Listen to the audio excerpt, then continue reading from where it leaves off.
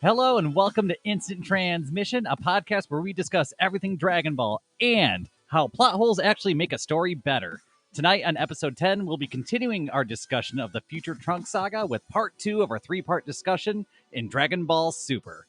Tonight, we'll be covering episodes 57 through 66, so settle in as we get ready to break things down. I'm your host, Dayton, and once again, I'm joined by my co-host, Todd. Hi. If you haven't listened to part 1, I'd highly suggest going back to episode 9 of Instant Transmission and giving it a listen. And with that out of the way, should we go ahead and get things started here? Absolutely. I think let's go ahead with last time on Instant Transmission. Dayton and I began the Future Trunks arc, where the future timeline is in peril once more. This time, Trunks is fighting against a figure known as Goku Black, a dark doppelganger of Goku. After losing his mother to Black, Trunks travels back in time to enlist Goku and Vegeta's help once more. Our Z Fighters have a brief fight with Black, who had jumped through a time warp to the past. Before getting sucked back through the time warp into the future, Black destroys Trunks' time machine. Bulma begins repairing Cell's old time machine while Trunks spends time visiting with his past friends, including Gohan.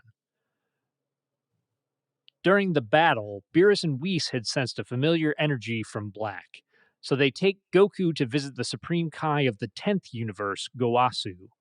But they're really looking for Gowasu's Kai in training, Zamasu. Goku spars with Zamasu and defeats him. Our crew determines Zamasu's energy is similar to Black's, but not the same, and so they return to Earth. After some much-needed rest, Trunks travels to his timeline with Goku and Vegeta. They're confronted by Black once more with a new transformation, Super Saiyan Rose. Our fight was interrupted by a new arrival in the future timeline, Zamasu. The Kai in training appears to be working with Goku Black. And on that revelation, we continue the fight for future Trunks' timeline today. And I think that's going to lead us right into episode 57, Advent of the Immortal God Zamasu. And so this episode of Instant Transmission, starting off right in the thick of things. The scene begins with Zamasu and Goku Black standing side by side, looking down on our battered Z Fighters.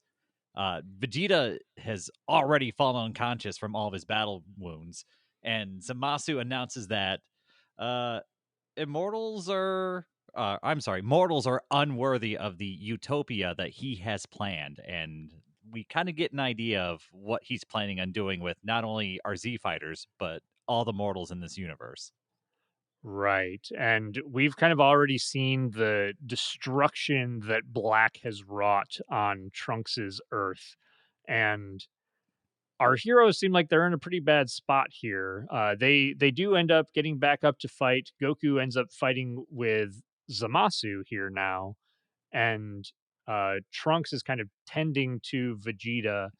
But Goku at this point has to fight both Black and Zamasu. We do get Trunks kind of jumping in and intervening, which is nice, kind of like a little 2-on-2 fight here. And I think eventually Trunks runs Zamasu through with his sword, and that's kind of when we find out that Zamasu is invincible as far as we can tell.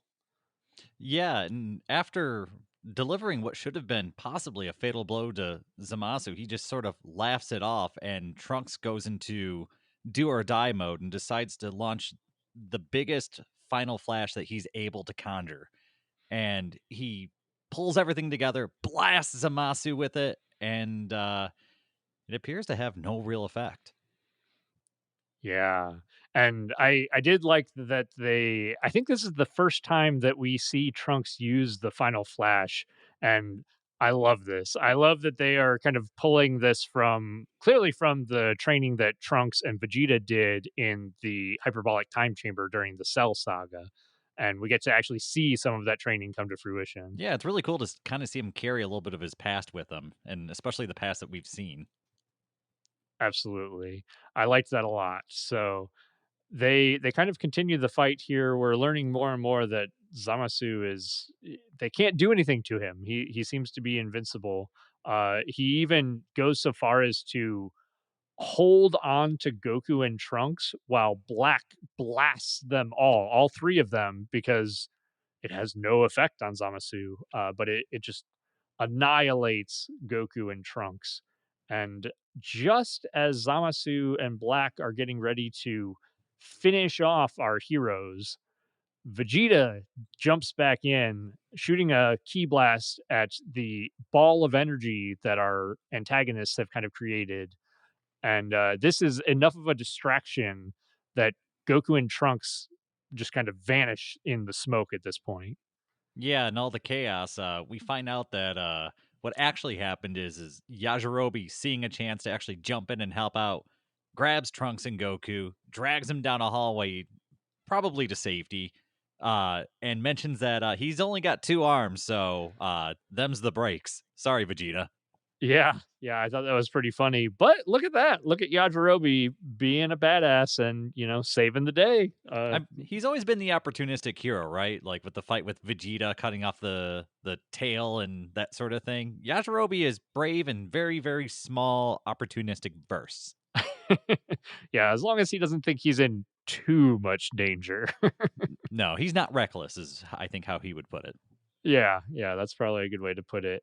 And as we kind of see Zamasu and Black going over to finish off Vegeta at this point, there is a smoke screen that's kind of laid down, and we find out that Mai and her soldiers from the future are interfering in this fight. They're basically just trying to get our heroes to safety, which they do successfully save Vegeta. So And it good kind of job on bothers you. me because I kind of wanted that really bad situation that Vegeta was in to actually mean something, but nah, just more smoke grenades. We're getting them out.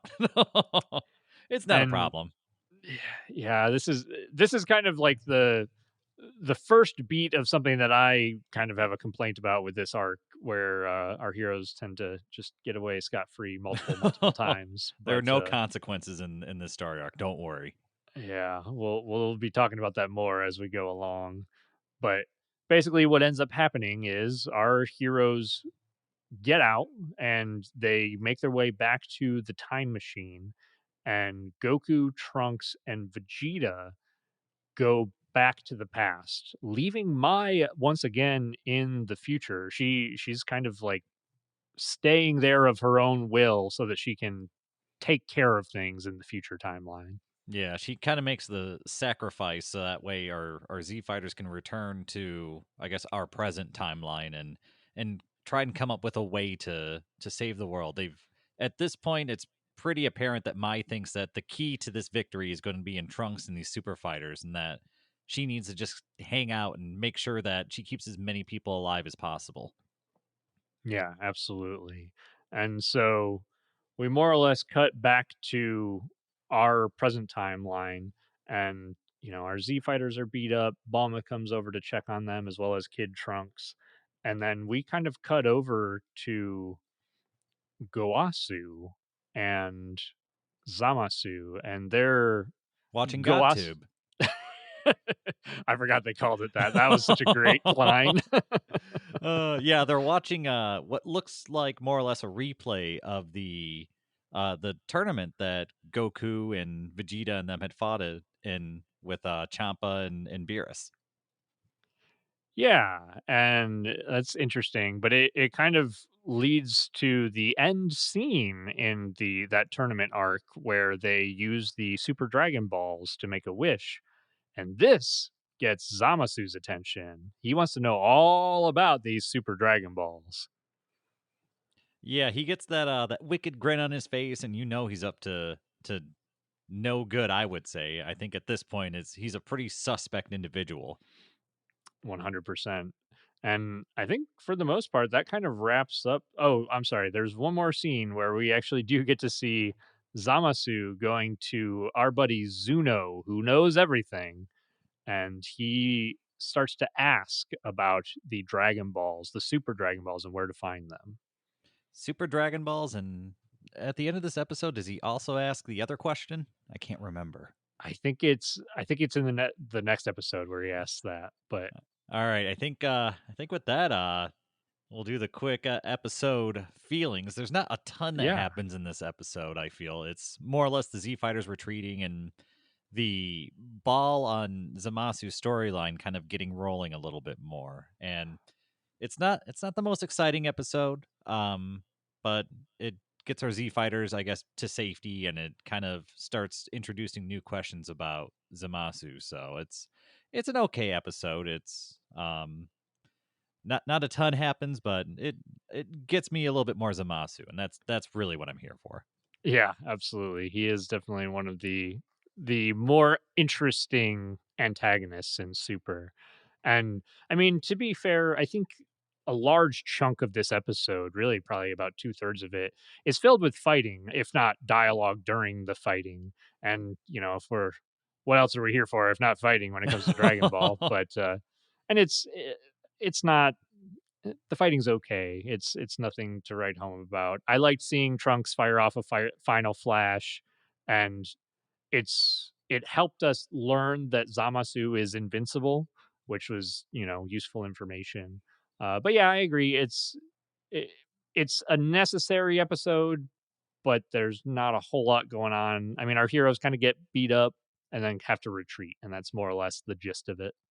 Yeah, so it's a fine episode. It's not my favorite, but it's not the worst either. Yeah, I would agree. Do we want to move on to episode 58? Yes, protect Kaioshin Goasu, destroy Zamasu. And that is a loaded title right there.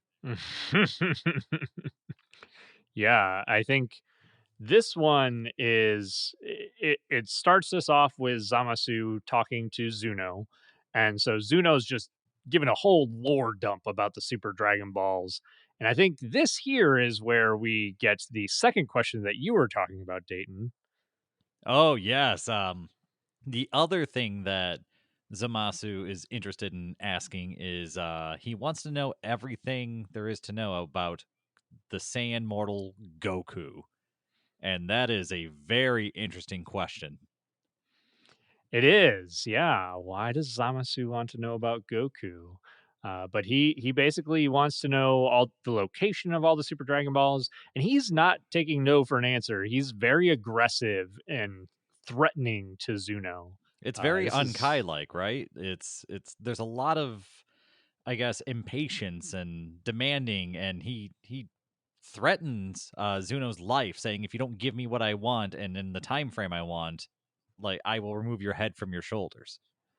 yeah.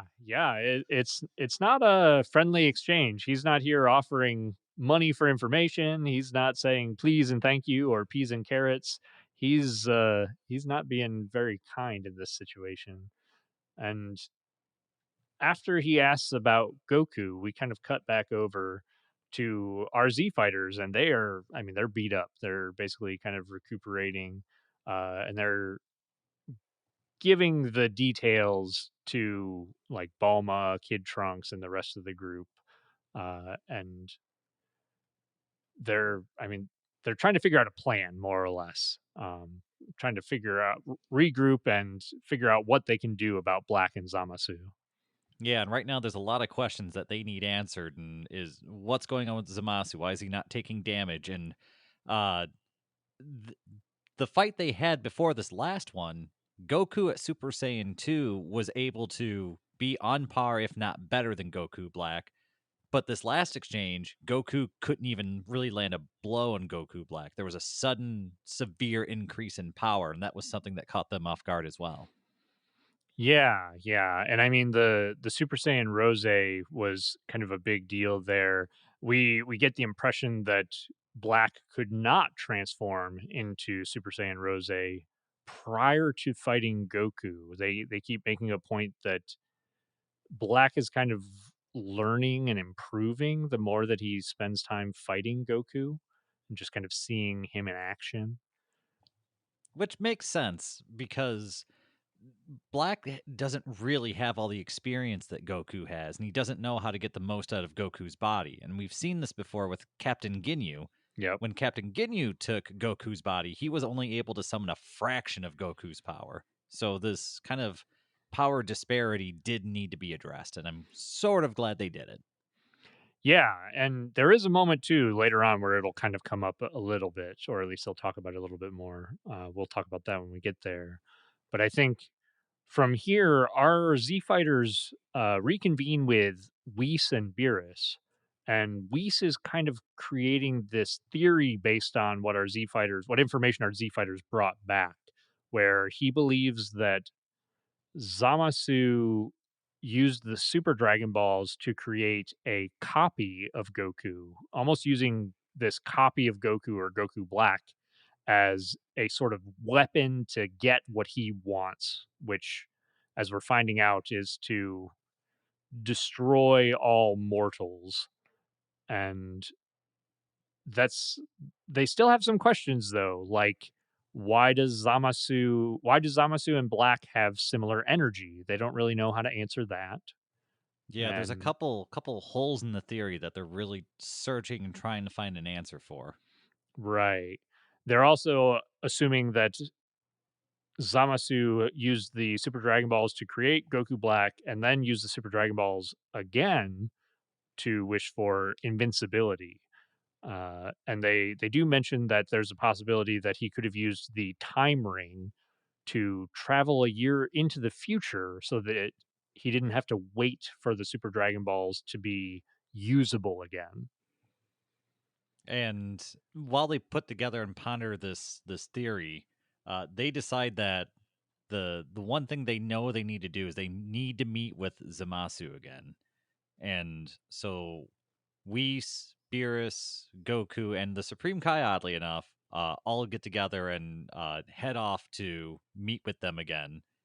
And I believe they arrive on the the 10th Kai's, or I'm sorry, the 10th universe's Kai's planet. And when they It's a do mouthful. arrive, yeah, uh, Goasu's there, but Zamasu isn't there. Right. He's been absent for a while. One other quick note, too, about kind of Whis' theory is that they're trying to figure out how Black is using the time ring because, as far as they know, only Supreme Kais can use the time ring, and Black shouldn't be a Supreme Kai or doesn't appear to be a Supreme Kai. But I think we pretty much end the episode with Zamasu coming back into the frame with our Supreme Kai, Goku, Beerus, Whis, and Goasu.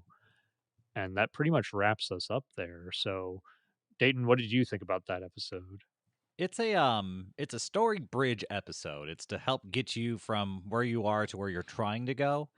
And I think this episode actually moves at a decent pace. It delivers a good amount of information, theories, it keeps you guessing. I like fighting a lot, but as far as episodes where there's not fighting, I did like this episode. It progressed the plot well. I thought it was a decent episode. Yeah, I can't really argue with you there.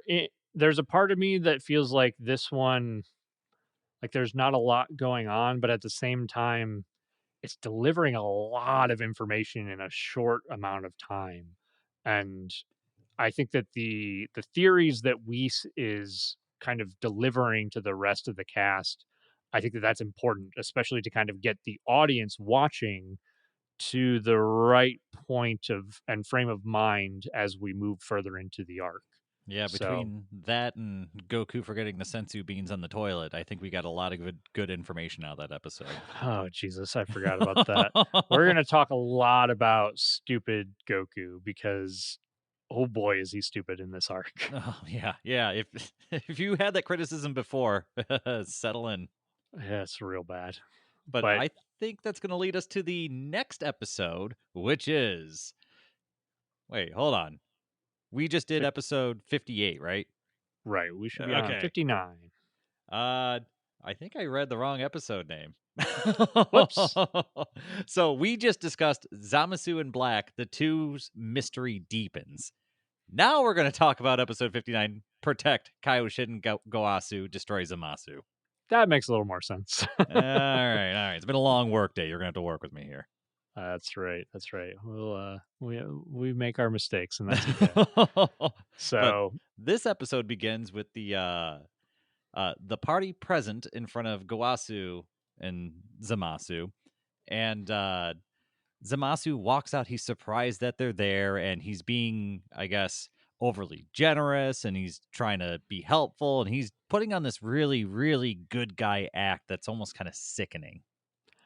right, yeah, he's coming across as just way too sweet in this scene, and I mean, we as the audience got to see how he treated Zuno, so we're pretty certain that this is an act, but our Z fighters may or may not know that, at least in this moment anyway. And they basically ask Zamasu a few questions, but you get the impression that Weiss and Beerus are trying to kind of get them out of there. So they kind of leave a gift of tea and rice cakes, and then they dip out. They make an excuse for having to leave, and it seems strange until they do leave, and Weiss and Beerus kind of give us their reason. Yeah, they basically step just kind of outside the door a little bit, just kind of off scene, and they discuss how Zamasu, they could sense that he was just full of murderous intent. And Weiss and Beerus let the party know that as a god of destruction and the attendant, they can really sense these emotions because that's what they're really in tune with. Right, Um, and so at this point, the plan is they can't do anything because interfering with another universe is forbidden, especially the Kais of another universe. That would be just absolute chaos if they made any sort of action without absolute proof that Zamasu would kill his master. And so they more or less sit there and they wait for Zamasu to make a move. right. And I think in doing so, we do cut over.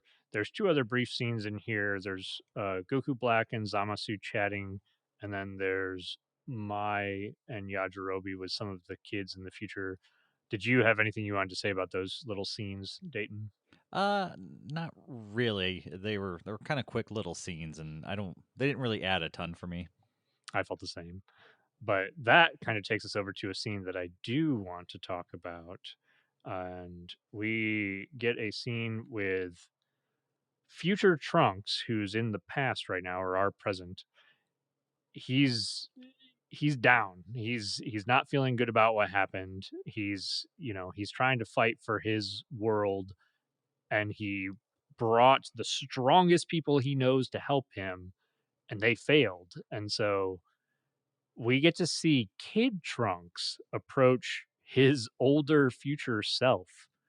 And Kid Trunks is basically just goading future Trunks. He's telling him, stop being a wuss and do something. He actually just goads him into a fight, which is super interesting. What did you think about this, Dayton?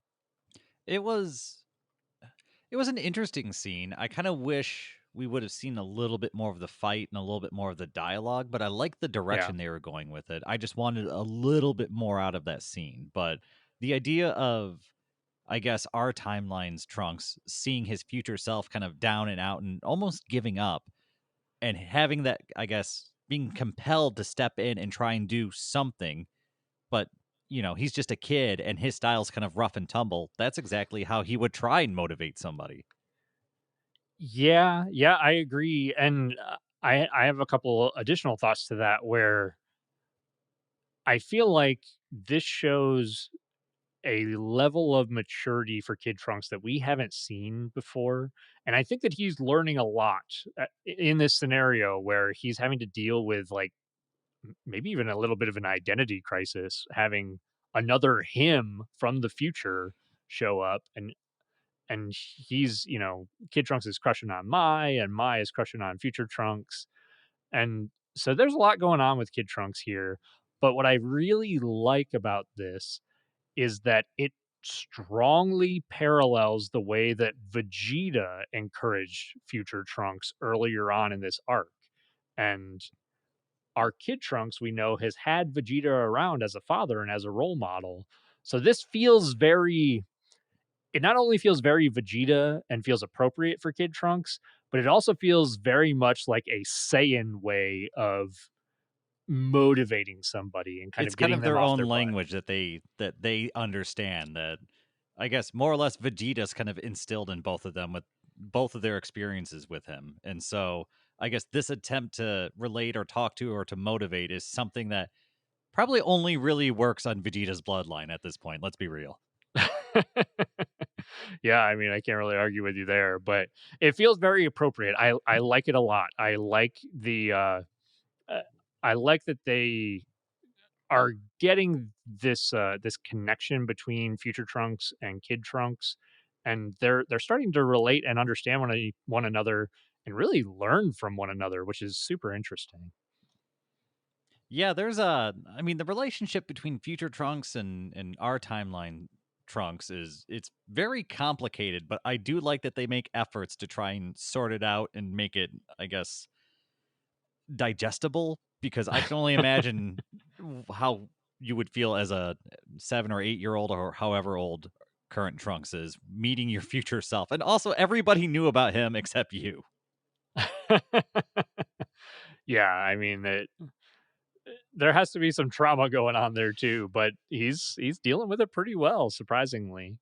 Um, but we get a besides that scene, I really liked that scene, but we get another really important story beat in here with Zamasu and Goasu, where our Z fighters are watching the exchange between our Supreme Kai of the 10th universe and his Kai in training, and Zamasu attacks and kills Goasu. And So there's one little important note I want to bring up right before that happens. oh yeah, go ahead. When Gawasu's eating the sticky rice cake and he chokes on it for a moment, did you know that's actually kind of a known thing in Japanese culture that people choke on those sticky rice cakes, especially the elderly? That's funny. I did not know that, although I have seen that in anime quite frequently. Apparently, it's a trope and something that actually happens in Japan. I only know that because my wife walked in while I was watching it, and she laughed at that scene because that's actually like something that happens. So there you go. There's a little bit of trivia that I wasn't even aware of. That's fantastic. I love that. Yeah, I kind of skipped over that beat, but that's a fun little nod to just real life, I guess. I don't know. But anyway, so Zamasu steps behind Goasu and strikes him down right there on the table, kills Goasu, and the party, Goku, Beerus, Whis, and the Supreme Kai are all watching this. Goku's freaking out, and then we get the good old Whis rewind button that backs everything up. And I believe Weeks makes the comment that you've already forgotten that. I didn't forget that. I knew that was happening. Never forget. But at this point, they got all the proof that they need that Zamasu does kill Goasu. And at this point, they're ready to step in and intervene. And they intervene by putting an oven mitt on Zamasu's hand before he's able to strike down Goasu. Not just any oven mitt. It is a kitten mitten. I loved it. They even call it a kitten mitten. I died. Uh, yeah, paying attention to the type of mitten is important. Oh my god, it was fabulous. That's pretty funny. But at this point, the party has shown up. Goasu's wondering what's going on, but I think we found our villain here red-handed, and he's sort of backed into a corner.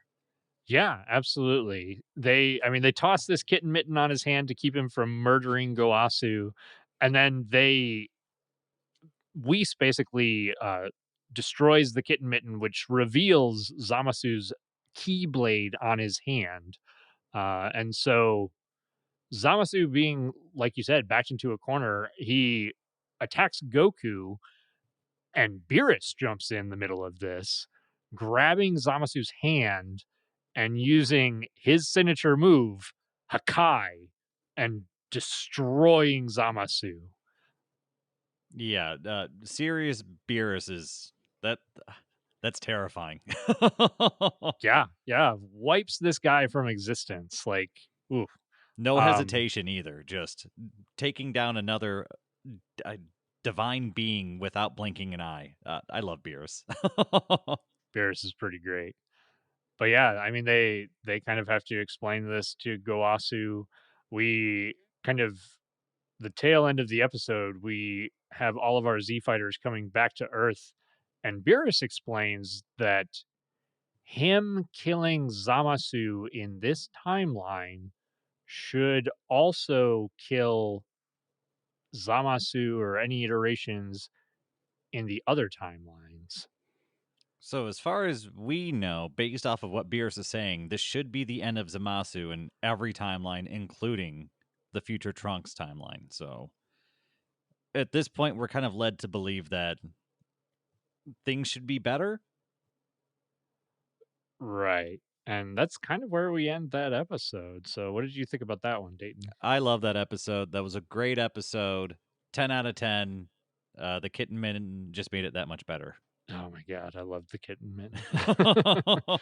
I think my biggest complaint is that the episode's a little bit slow, especially towards the beginning. Mhm. There's a few scenes that I was like, "Ah, I could have done without those." But they're minor and relatively short. I love the Kid Trunks and the Future Trunks interaction, and watching Beerus actually destroy something. We haven't seen Beerus destroy something in quite a while. I think before he even fought Goku in Super Saiyan God form. I say, yeah, S- since he kind of befriended the Z fighters, I think he's kind of been a pacifist. Yeah, yeah. I mean, he's just been acting like a cat, eating food and sleeping for the most part. So, Yeah, I eh, agree. This was I there are a couple I guess lulls in this episode, especially anything that involves Pilaf gang, but overall I oh like boy, this episode. There's a lot of good story in it. A lot of it is packed at the end of the episode, but it's yeah, and we've had a few episodes of those now where it's kind of story progression, story progression. We're learning stuff and I'm fine with that. We're laying the groundwork for the future. right. Yeah, I wouldn't argue with you there. But I think that pretty much brings us on to the next episode, episode 60. Back to the future. Goku Black's identity revealed. I wonder what's going to happen this episode.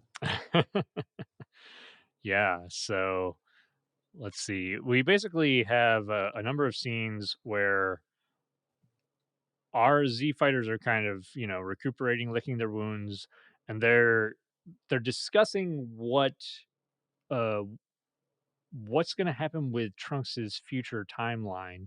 Trunks is not convinced that his timeline will be changed based on what Beerus did. However, Beerus is pretty offended that people aren't listening to him. That when a god destroys somebody, that person is destroyed across time. Apparently, And Trunks is hesitant to believe it, and Trunks would probably know better than anybody because he's done probably more time traveling than most beings in existence, considering it's illegal, even for gods. yeah, yeah. I mean, considering what we know from the Cell Saga and what happened when Trunks gave Goku the antidote for the heart virus, I mean, I'm leaning in Trunks's direction here. Even Yeah, the I first think time I watched it. he's definitely on to something, and they're discussing like while they're discussing what they're going to do and whether Trunks should just go now or not. Goku suggests that Trunks needs to feed that tum tum first, so they got to get dinner. He says it like 3 or 4 times. I was like, what what are you doing?" You got to feed that tum tum. Oh my god. Is this more that dumb Goku? Because it feels like dumb Goku. That's very dumb Goku. Oh I'll my god. However, our dumb Goku is broken up with another really good scene that I liked with Kid Trunks and Future Trunks. And Future Trunks is basically he flies up with Kid Trunks in the night, and he's just kind of looking out on the city with all of these lights lit up, all these people just kind of living their lives in this large city. And he tells Kid Trunks that he's never seen anything so beautiful. And this is to me just a great way for the writers to temper the spoiled nature of Kid Trunks that is kind of developed through him being both rich and powerful. And this is like we're getting great development. I mean, we're clearly getting great development for Future Trunks, but we're getting a lot of really good character development for Kid Trunks, which is something, God, we haven't seen in since the Boo arc. So Yeah, I'll and take it. it's a powerful discussion because Trunks mentions that they might be like the same person biologically, but they've grown up in radically different situations and different people surrounding them. That future Trunks has never really known family or peace the entire time he was growing up, whereas Kid Trunks, his entire life has pretty much been fairly peaceful other than a couple moments. I mean, he doesn't remember Cell at all. He was just Right. yeah, so it's really interesting. Yeah. Yeah. The worst thing he's had to go through is Boo, more or less. But I do like that Future Trunks tries to establish that they are different people. Like it's I'm not future you, I'm a different you. And I think that's an important thing for Kid Trunks to hear so that way he kind of seizes his own destiny sort of thing. 100%. And we kind of touched on this a little bit too, where I think that this situation has caused Kid Trunks to have some issues with identity and, wondering who he is or who he should be. And by Future Trunks kind of laying that out and expressing that to Kid Trunks, I think that gives Kid Trunks some freedom to be who he wants to be and not feel so obligated to kind of follow in this Future Trunks' footsteps, I guess. It's an important conversation and a good scene, and I really liked it. Yeah, me too. And I think that kind of takes us to what I have written down as time travel to the future, round two. Yeah. In case you can't tell, we like going back and forth between the future and the past because why not, right? You got a time machine, might as well use it. Then they use it and use it and use it in this arc, that's Hmm. for sure. And so, yeah, I believe they all clamber into the time machine, and with their full tum tums, they're ready to see if Beerus has changed the future. Did Yeah. he? Did he? Uh, not so much. Um, Real quick, I do want to just point out, and we talked about this before the podcast, but we get in the time machine, Bulma, Goku, Vegeta, and Trunks, 4 people in the time machine, when originally they said only one person could fit in the Cell Saga, to the point where Cell in his first form, being so tall, had to revert back to his larval state to actually get into the time machine and use it. So, what happened between then and now? Hey, It's a little different. just remember what I said at the start of this episode. Plot holes make the story better, and this makes the story better. Don't think about Oh it. boy. I just I'll try to turn off my brain for that one. Yeah, I mean it's one of those things where does it make a big difference? No, but No. you did you need to do that? Right, like Especially when you can hand wave so much of the stuff with Bulma's a genius and she made it bigger. Cool. yeah, I just wish that they would address it rather than just being like, "Well, we can fit in here now." uh, yeah, so 4 people fit into a single person time machine and shove off. Right. And they get back to the future timeline and it is still a mess. The buildings are still just destroyed. It does not look any different than when they left previously. And Yeah, and they're met by a couple resistance soldiers that reveal that apparently Mai's been severely hurt, and I feel like this happens a lot. yeah, and although she gets hurt a lot, she still manages to escape every time, still alive, which I mean, good for her, but a little weird. Um they basically give Mai a sensu bean and she comes to. There's the infamous line about Goku asking Trunks about kissing Mai, and thought that was weird. Oh, yeah. Okay, I didn't write that down, but that bothered me so much. So much. I think even when that episode first came out, everybody was like, "Are you telling me that Goku has a wife and 2 kids and has never kissed his wife ever?"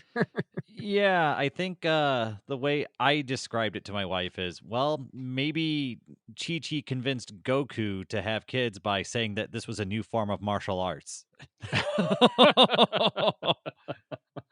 Just gotta keep on training, honey. Exactly. Yeah, that's the best I got. But man, that's some pretty dumb Goku. That's some pretty hard to believe dumb Goku. That there's a lot of dumb Goku in this, that might be the worst part, like, that one was uh, I don't know, we all know that Saiyans don't treat relationships the same way that humans do, but that was maybe a little bit over the top for me. Yeah, and it's one of those things where I got hit with the double whammy of Trunks.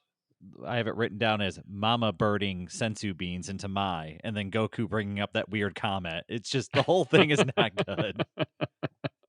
Yeah, it's pretty weird. But with our heroes kind of recuperated, with Mai back in action, they make their way to confront Black and Zamasu, and we kind of get the start of a fight here, with Vegeta and Black kind of starting us off. But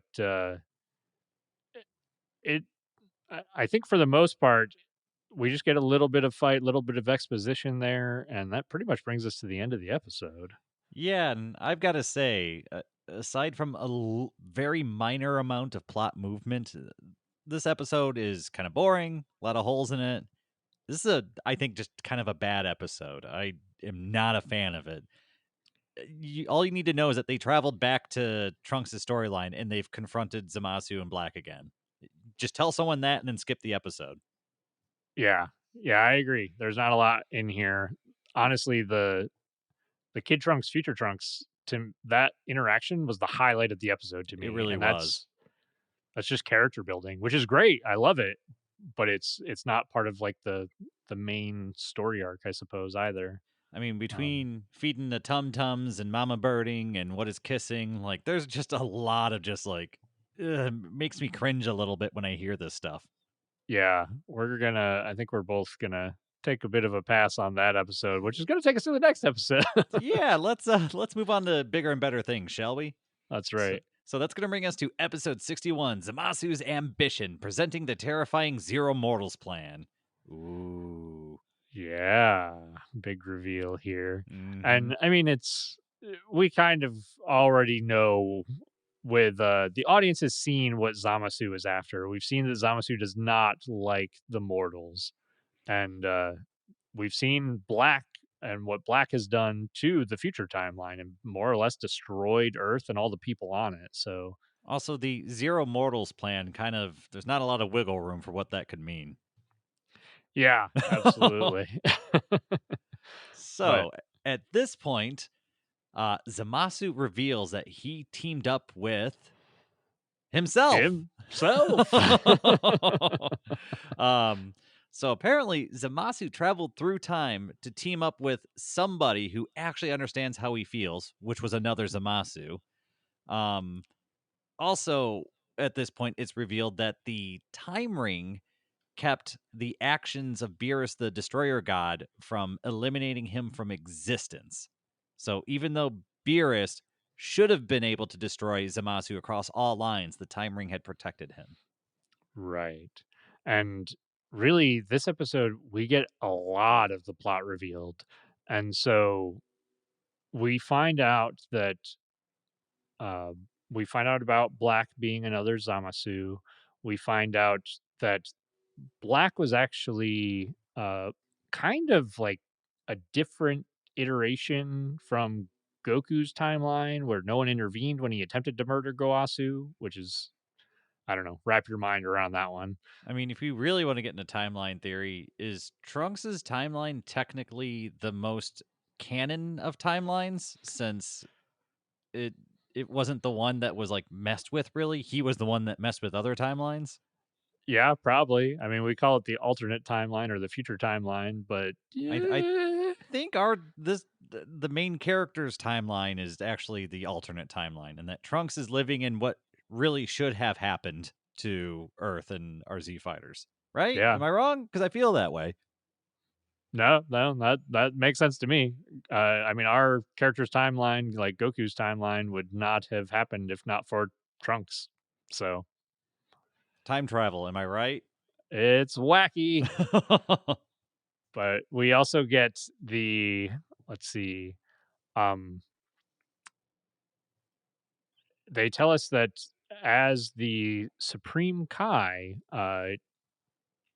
Black used the time ring to jump to Trunks' timeline. That's where he recruited the other Zamasu or Zamasu of Trunks' timeline. They used the Super Dragon Balls to wish for an immortal body for Zamasu. And then after that, they destroyed the Super Dragon Balls so that nobody else could use them. And for some reason, people call Zamasu the bad guy when he got rid of the Dragon Balls, which were the biggest problem with consequences in this whole show. I That's think he was true. actually doing he was doing God's work. I mean, he certainly thinks so. So, speaking of God, Oh yeah. he also Black and Zamasu then spent their time killing every god and Kai of every universe in Future Trunks' timeline. Which is pretty freaking crazy when you think about it. And what was it? There were a few reasons why this was possible, because we know that if you kill the Supreme Kai, its destroyer dies with him. So Right. that covers the whole how did Zamasu get rid of Beerus? Well, the Supreme Kai. And then you would Yeah. think, well, Whis, well, turns out when your destroyer god is relinquished or gone or destroyed or whatever, I believe the angels are forced back to, I guess, their home realm or their home world until they find a new destroyer. So at that point, it's actually very conceivable that Zamasu could go through and clear out all the deities in his universe. It actually wouldn't even be that difficult. No, I mean it's a clever plan, right? Because they probably went after all of the Kais rather than going after the destroyer gods, or really just going after whichever one was weaker or whichever one was easier to take out. Obviously, if they had to deal with a Beerus or a Champa or something, they might be in trouble. But just taking out their Kais, simple work. And Zamasu's he's not below sneaking up and lying and betraying and stabbing in the back either. So if you weren't expecting a Kai to show up and kill you, why would you have your defenses up? Yeah, yeah, 100%. And so we basically, let's see, we get Goku fighting against Black and Zamasu in this moment. I think that they pretty much beat up Trunks and Vegeta and kind of knocked them out of the picture. And in that moment, Zamasu asks Goku why he hasn't uh, inquired about Chi Chi and Goten in their timeline, in Zamasu's timeline. And we kind of get this gruesome history of the original Zamasu, who is now Black, basically using the Super Dragon Balls to take over and switch bodies with Goku. And we get a pretty funny scene of seeing Goku's body turn into Zamasu's. And we even get the voices change. So basically, Zamasu's voice actor is now having to play as Goku, which is pretty fun. But then Black shows up. So Zamasu with Goku's body, killing Goku in Zamasu's body. This is confusing. But I then mean, it's time also, travel. It has to be. yeah, body swapping with time travel. There's a lot going on here. Mhm. But then he also murders Chi Chi and Goten.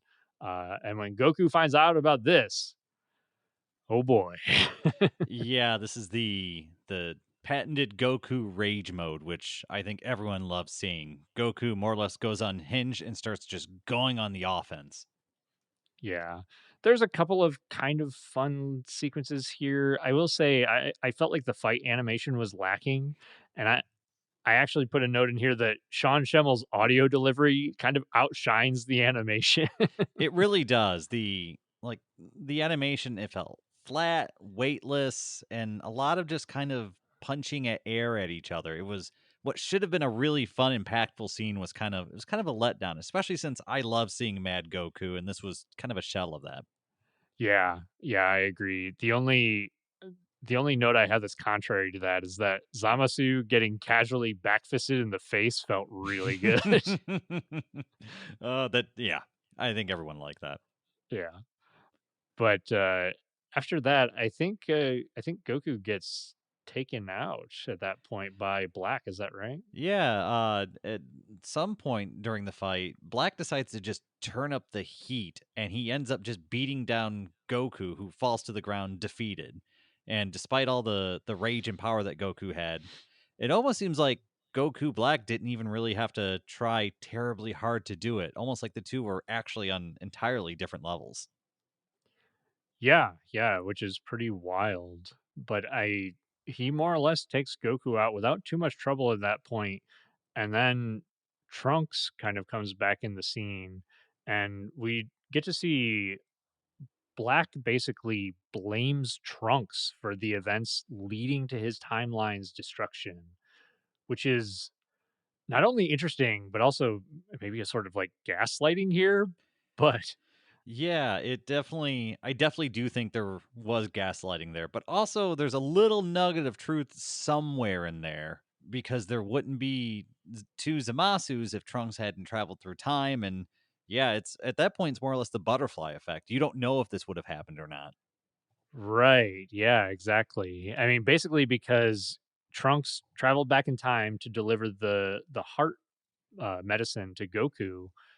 If he hadn't done that, not only would there not be multiple timelines, but Goku would not have been alive to then later challenge Zamasu to a sparring match, which Goku challenging Zamasu to a sparring match was kind of the catalyst for Zamasu going down the path of the Zero Mortal plan in the end. Yeah, and he blames everything on Trunks, calls him evil, and explains that this is why mortals need to be wiped out. And Trunks responds with, I think this is a good line. If you say my choices make me evil, then that's what I'll be. And at this point, Trunks reaches down and summons a giant pillar of energy that just kind of envelops his what looks like Super Saiyan 2 form. Right. And this is where we get his what has been dubbed the Super Saiyan Rage form. And he basically ends up with this kind of bluish aura inside of the yellow Super Saiyan aura. Now, I have some strong feelings about this, and they're not very positive. Oh boy, here we go. I think Super Saiyan Rage is a bogus transformation. Why didn't I he just go Super Saiyan 3, right? That would have been cool. I would have been fine with that. Um, it would have made more sense. It would have made more sense within the lore of Super Saiyan transformations and just Dragon Ball in general. But I feel like Trunks deserves a power up. I mean, through his rage, honestly, I feel like he should have gotten a power up when his mother died. But this transformation feels not only lacking, it feels insulting and it feels hard to explain within the realm of transformations. Like What does it it mean?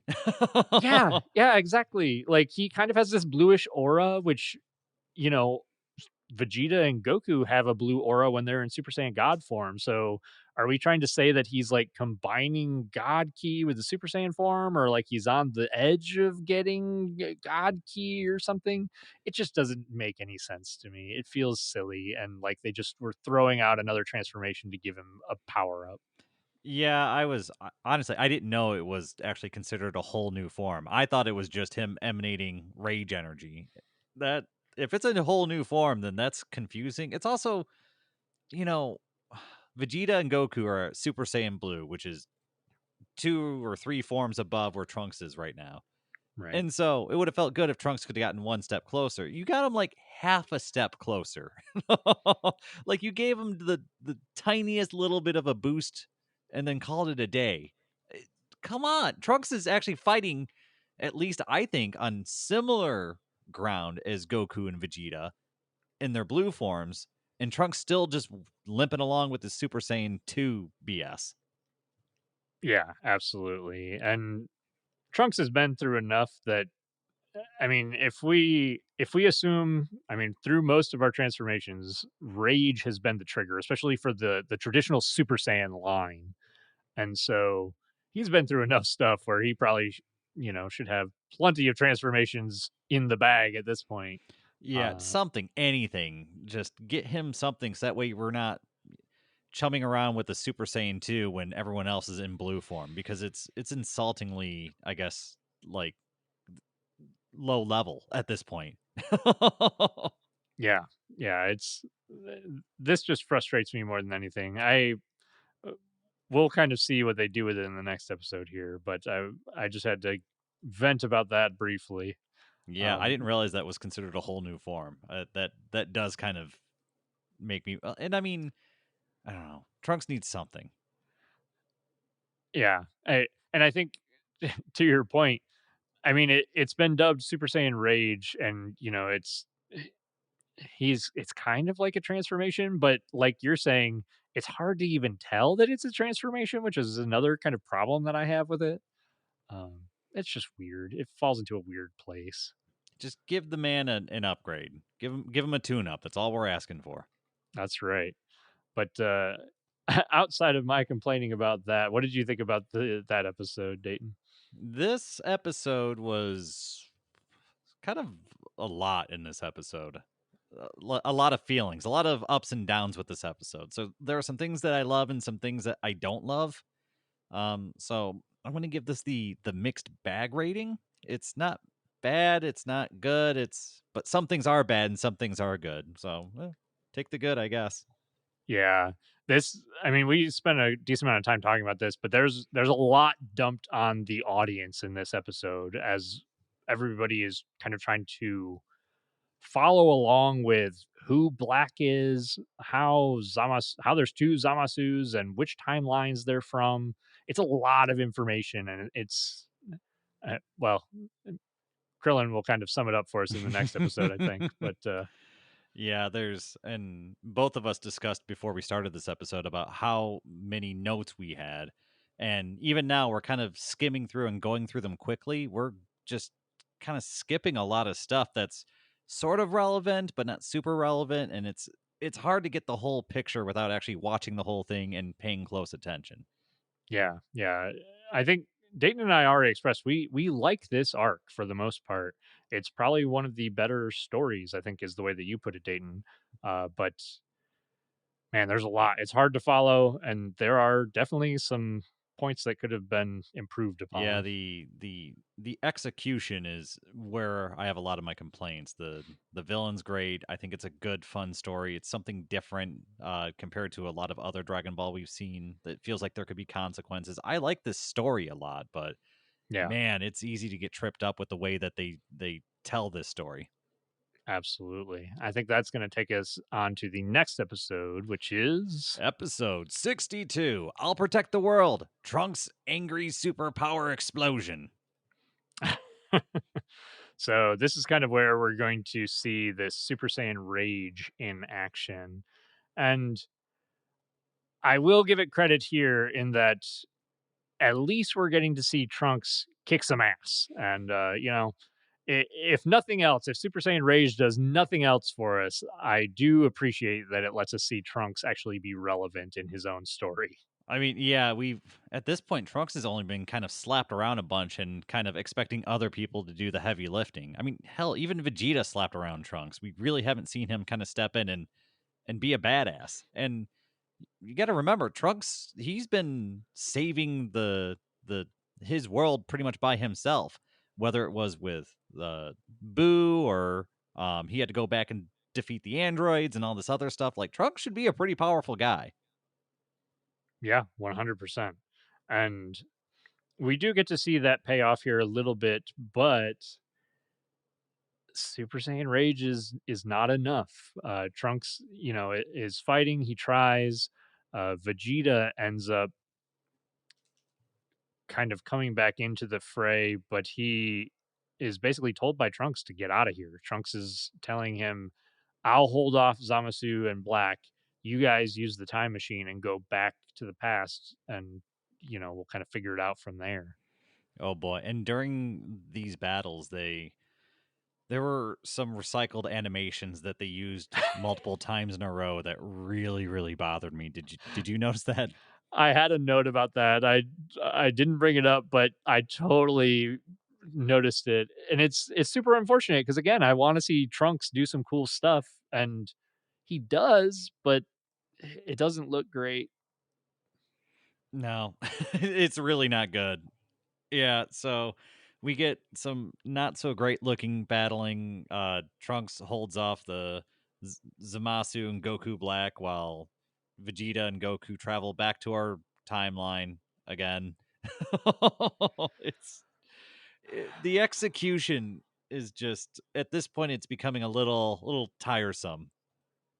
Yeah, I mean, spoilers. This is not the last time they go back to the past. And yeah, we get I think around this time we get Chi Chi being angry and cooking dinner, which is a trope that just needs to go away. It's not, I don't like it.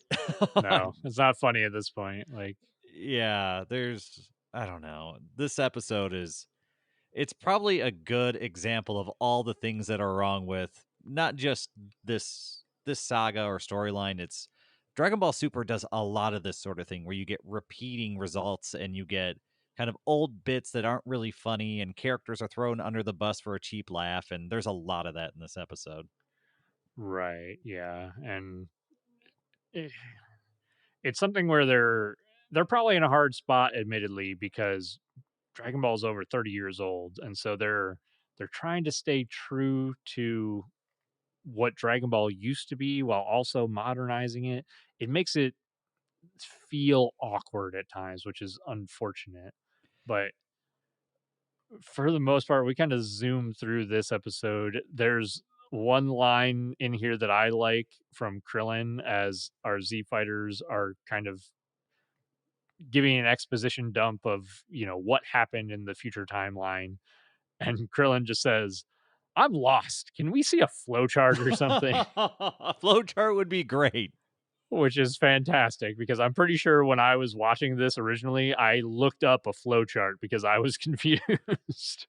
I mean, about the most relevant thing that happens towards the end of this episode, and that's Goku begins training and learning the evil containment wave, and Vegeta spends time in the hyperbolic time chamber. Right. And these are important here. I really like that this is a callback to the original Dragon Ball, and they even show it where Master Roshi attempted to lock King Piccolo into a container with the evil containment wave. So this is a great OG Dragon Ball pull and bringing that back to the fore, which I really, really like. It's awesome. I mean, it's such a fun technique too. You take the bad guy, you stick him in a jar, you slap a charm on there. Don't forget your charm, and then you won the day. Yeah, it's really cool. It's a great way to deal with an opponent that is, whether it be stronger than you is kind of what they used it for previously, but I had never even considered until they brought it up in Super using it on somebody who has wished for either invincibility or immortality. This would have been great for Garlic Jr. No, this is a great callback, and I like that they brought it back. This is calling back to old Dragon Ball correctly, and I'm so glad they did it. Yeah, I agree. But as we, I think I've already said my feelings on this episode. So you want to dive Yeah, into the next one? let's go ahead and move on. I'm not a huge fan of that one either. Good callback, though. Yeah. So episode 63. Don't defile Saiyan cells. The curtain rises on Vegeta's intense battle. Yeah, that's some word soup there. Uh, so Vegeta leaves the hyperbolic time chamber, destroying it. I'm honestly not sure why anyone does anything nice for him because he's kind of a jerk about it. Oh boy. Yeah, Goku masters the I'm sorry, Mafuba. I told Dayton I was gonna say it You did. because evil containment wave is a mouthful, and Mafuba is just easier to say. How do you say special beam cannon in Japanese? Makakosapa. That's it. That's it. Yep, you got it. Uh, but so Vegeta blows out of the time chamber. We get a scene where Trunks is alive and super beat up, but don't worry, Yajirobe, Mama Bird's him a bean, I'm pretty sure. Yeah, that was both funny and awkward. We'll call it that. Um, I mean, I'm just at this point, it's just like, oh, somebody's hurt. They got fed a sensu bean. I think this has happened like 5 times now. a lot, absolutely. We do get the scene with uh Mai versus Black here is what I have it written down as, but Is she this basically the assassination attempt? yeah, she's got a bullet. I think she said that Balma brought it, and it's supposed to be she uses some number like 5 or 10 times kinetic energy of a normal bullet or something. And she shoots it Black from a distance, and she basically misses. She kinda, I think, grazes his ear more or less, and I mean, if initially my impression of this was, "Wow, that's stupid. Why would you do that? That would never work." But if the resurrection F arc is anything to go off of, if you hit somebody when they're unaware, you can still kill somebody who has a bajillion power level. So Or when Krillin threw a rock at Goku's head in the Cell Saga? that's right. Still hurt him. So I mean, it's honestly, I love the idea. I love the resistance actually going on the attack and doing something covert and kind of unexpected. But it didn't result in anything, so it kind of felt like a waste of time. Like if I guess Goku Black would have been severely wounded or something, and this could have set up an opportunity for the future or something like that. I would have loved this.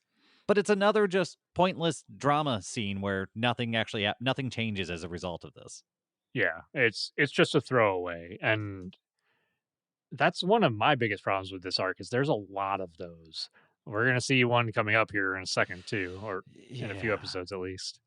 But basically, what ends up happening, I'm glad that they did what how they resolved this part here though, because Mai doesn't just escape necessarily. Trunks shows up and Trunks saves Mai as well as the other soldiers, which is much better than them just kind of escaping Getting lucky. somehow. Yeah, exactly. Like who knows? Um, and so we get Trunks having to fight against both Black and Zamasu. And I did have a note here that the animation for this sequence actually had improved. So I was happy to see that the fight scene here was a little bit better at least. Well, that's good. I mean, at least they're occasionally having some decent animation in this saga. Yeah, I was pretty pleased with that. We actually get a pretty cool shot of Trunks.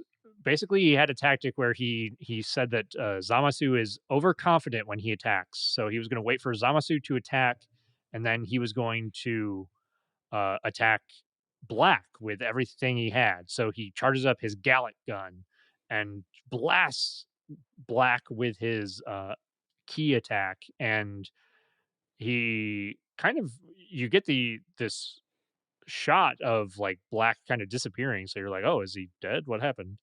Um, but Black was not killed. So What?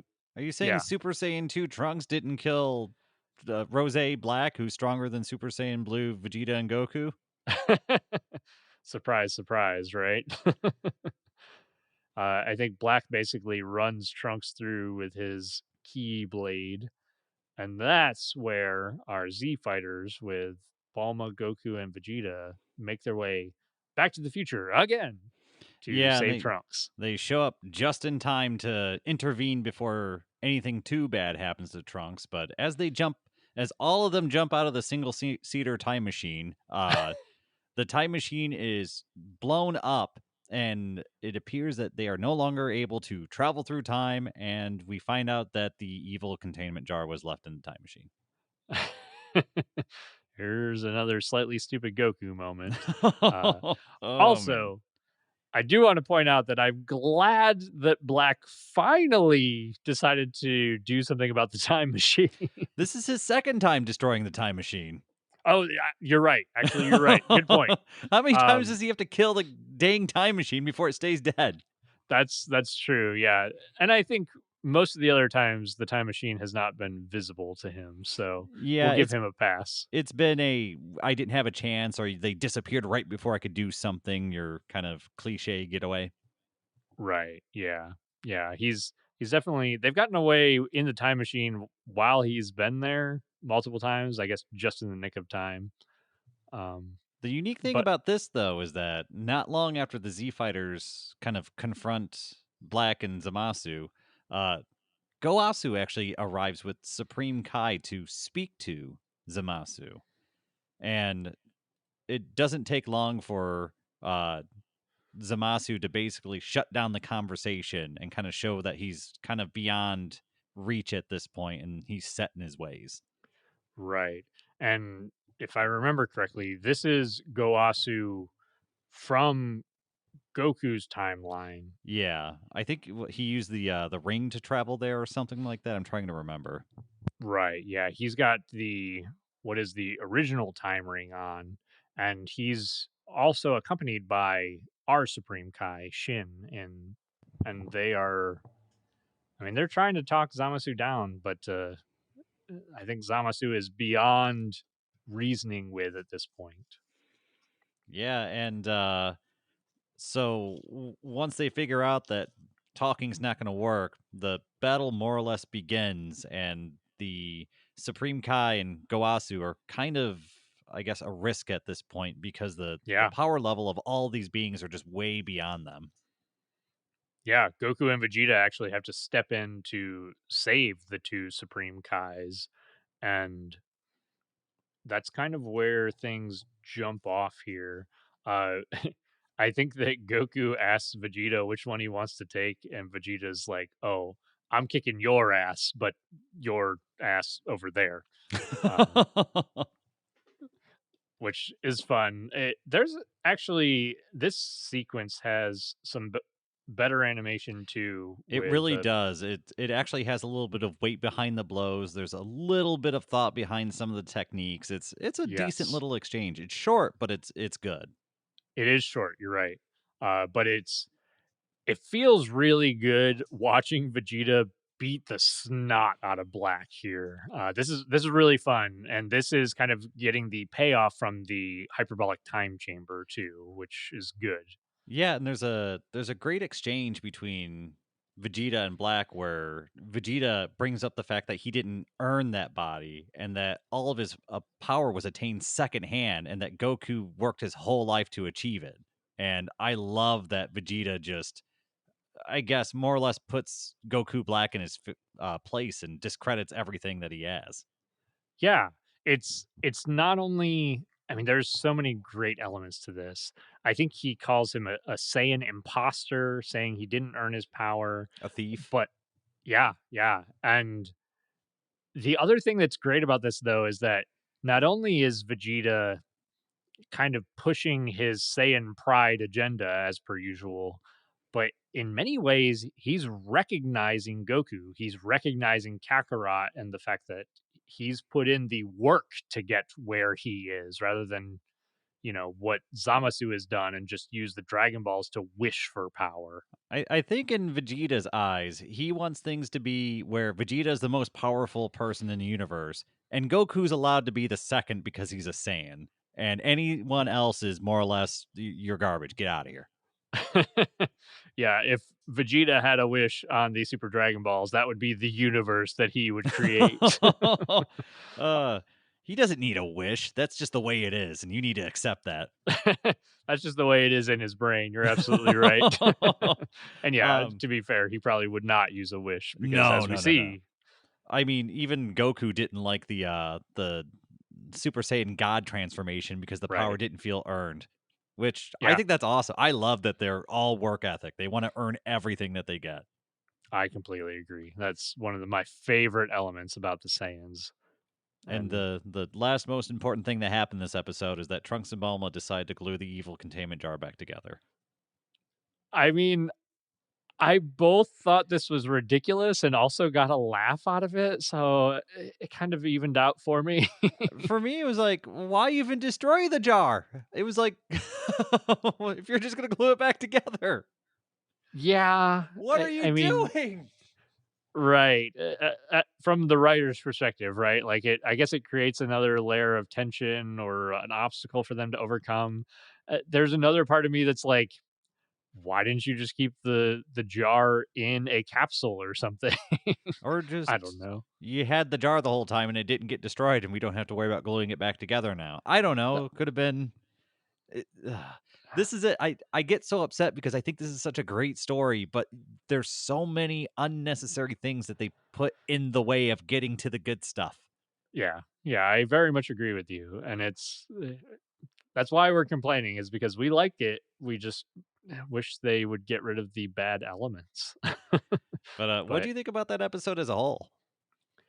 yeah, so that one I'm okay with most of it. I feel like the Mai with the bullet thing I was kind of about. Like you said, nothing really came of it, and I liked that the animation was better in here through most of the fight sequences, and seeing Trunks use at this point, we've seen Trunks use the Final Flash, the Gallic gun, and earlier, I don't think we mentioned it, but he used the Masenko.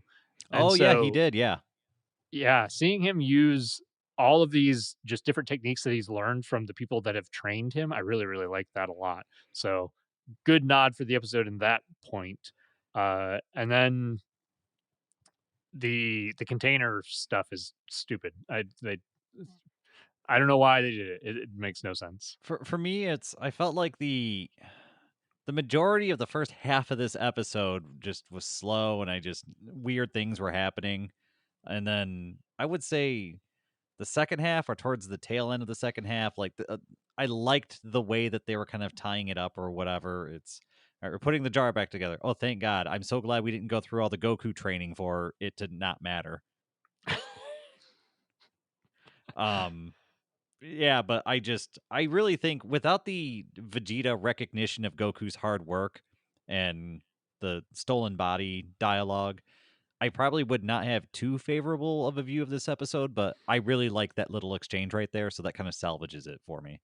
Yeah, that scene along with Vegeta just pummeling Black, I really enjoyed that scene a lot. So it's yeah, that's probably the best part of that episode. This And is I another mixed bag episode where I think I probably lean towards it's not the greatest episode, but there's a few good parts in there. yeah, I would definitely agree. I think that pretty much takes us over to the next episode. Which is episode 64 Praise and Adore Him, the explosive birth of merged Zamasu.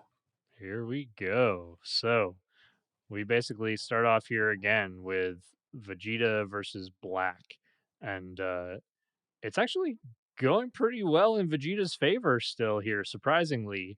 And then Black kind of figures out what the Saiyans are doing and how they're getting their power, and he says it's through rage.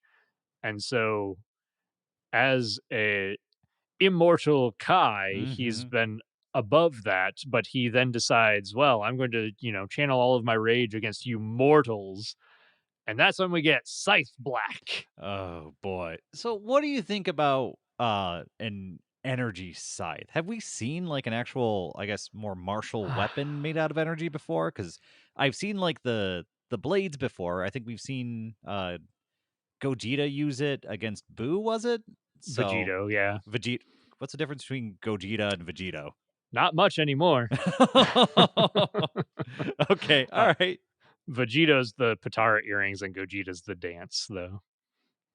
Well, thank God we have that difference. That's about it. I'll have some complaints about that when we get to see Oh, stuff coming right. up here too. Yeah, yeah, we don't wanna tip our hand too much on that. But anyway, what do you think about forming martial weapons out of energy? It's a little bit weird. I wanted to talk about this, especially as we're moving forward into the next couple of episodes, because Zamasu and Black together, they have techniques that I would say do not feel very Dragon Ball. However, I don't think that this is a bad thing. Many Dragon Ball techniques to me feel kind of samey, like, the Masenko, the Gallet Gun, the Kamehameha, the Final Flash. They're all just energy beams with different colors. And so, as much as I love that, I mean, I love me a good beam struggle. I like seeing something different. However, the scythe is kind of pushing it for me. Yeah, it was I mean, I think it's just a strong attempt to kinda be symbolic, right? It's kinda the reference to Right. the Grim Reaper. He's the he's the slayer of mortals sort of thing. So it was does it make sense logically? I don't think so, but they're trying to do a symbolic thing here, and I don't know, I didn't understand it, but at the same time, I'm gonna roll with it and see where they go with it. That's kind of how I felt about it. Like, I'll give it a pass, as kind of weird and goofy as it might be. But we basically get Black shooting an energy attack from the scythe and tearing a hole in reality, apparently. Which And at first I thought this was really cool. I mean, did you think that something else was going to happen with it? Well, when he swings that thing around and this all-powerful weapon is so strong that it can rip apart reality, that seems pretty cool to me. But it's Yeah, the stuff that happens a little later where I start having some weird questions about it. yeah, well, let's talk about that. All through this interaction, Vegeta and Black are basically fighting each other. Goku is keeping Zamasu tied up here. And this is good. I mean, they actually have a little bit of a plan here between Goku and Vegeta, which is better than the other times that they've come to the future timeline.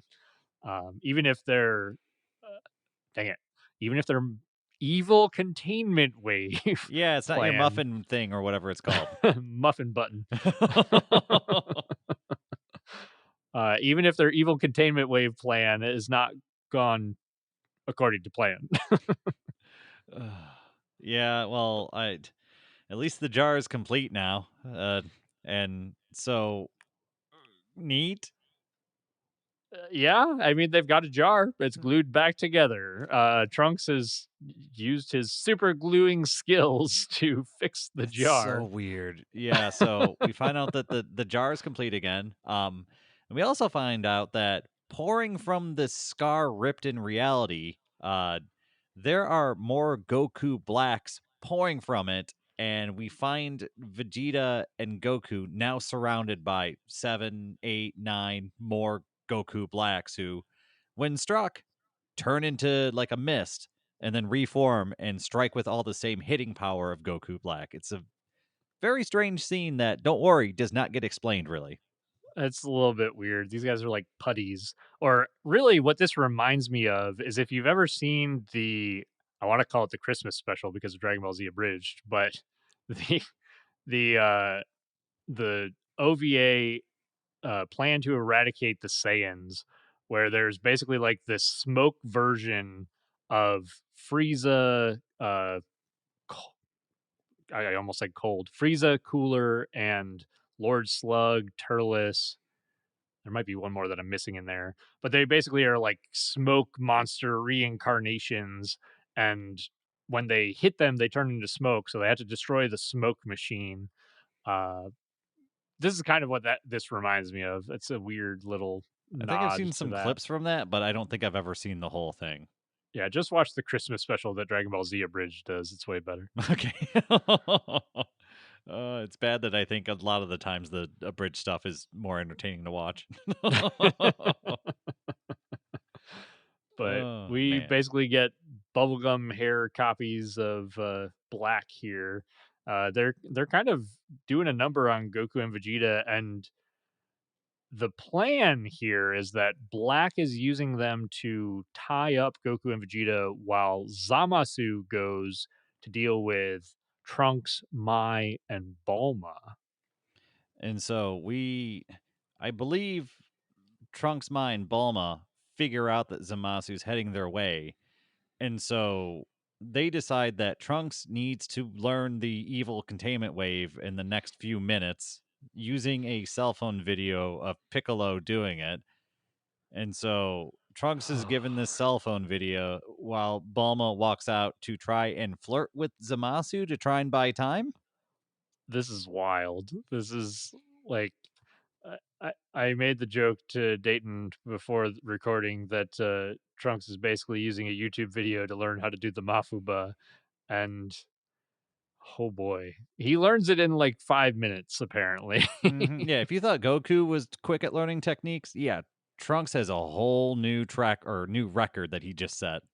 Yeah, for comparison, Goku took an entire day as far as we were shown. He took a day learning directly from Master Roshi and practicing the technique to learn the Mafuba. Sorry, evil containment wave. The Makan Soka special beam Good luck. cannon. Yeah, so at this point, Trunks walks out and he pulls off a perfect evil containment wave, and Zamasu stuffed in the evil containment jar, and the battle looks like it's won, right? All right, it's over. We got the bad guy trapped. Yeah, the invisible guy is totally trapped forever and could never escape. Yeah, except come to find out, Goku forgot to bring the charm that you need to put on the jar to keep him trapped. So another dumb Goku moment that doesn't need to be here. How many tallies is that on the dumb Goku board? Is that 6, 7, 8? I've lost track at this Yeah, point. at this point, if I were doing shots, I wouldn't be able to keep doing this podcast. Oh. Yeah, good thing it's not a drinking game. But yeah, this is terrible. I'm just gonna come out and say it. This is bad. I especially because the part that I like about this the least, I mean, not only the stupid Goku, that's we've seen that a lot at this point, but the fact that they are basically making all of their efforts learning the Mafuba and bringing the Mafuba back completely pointless.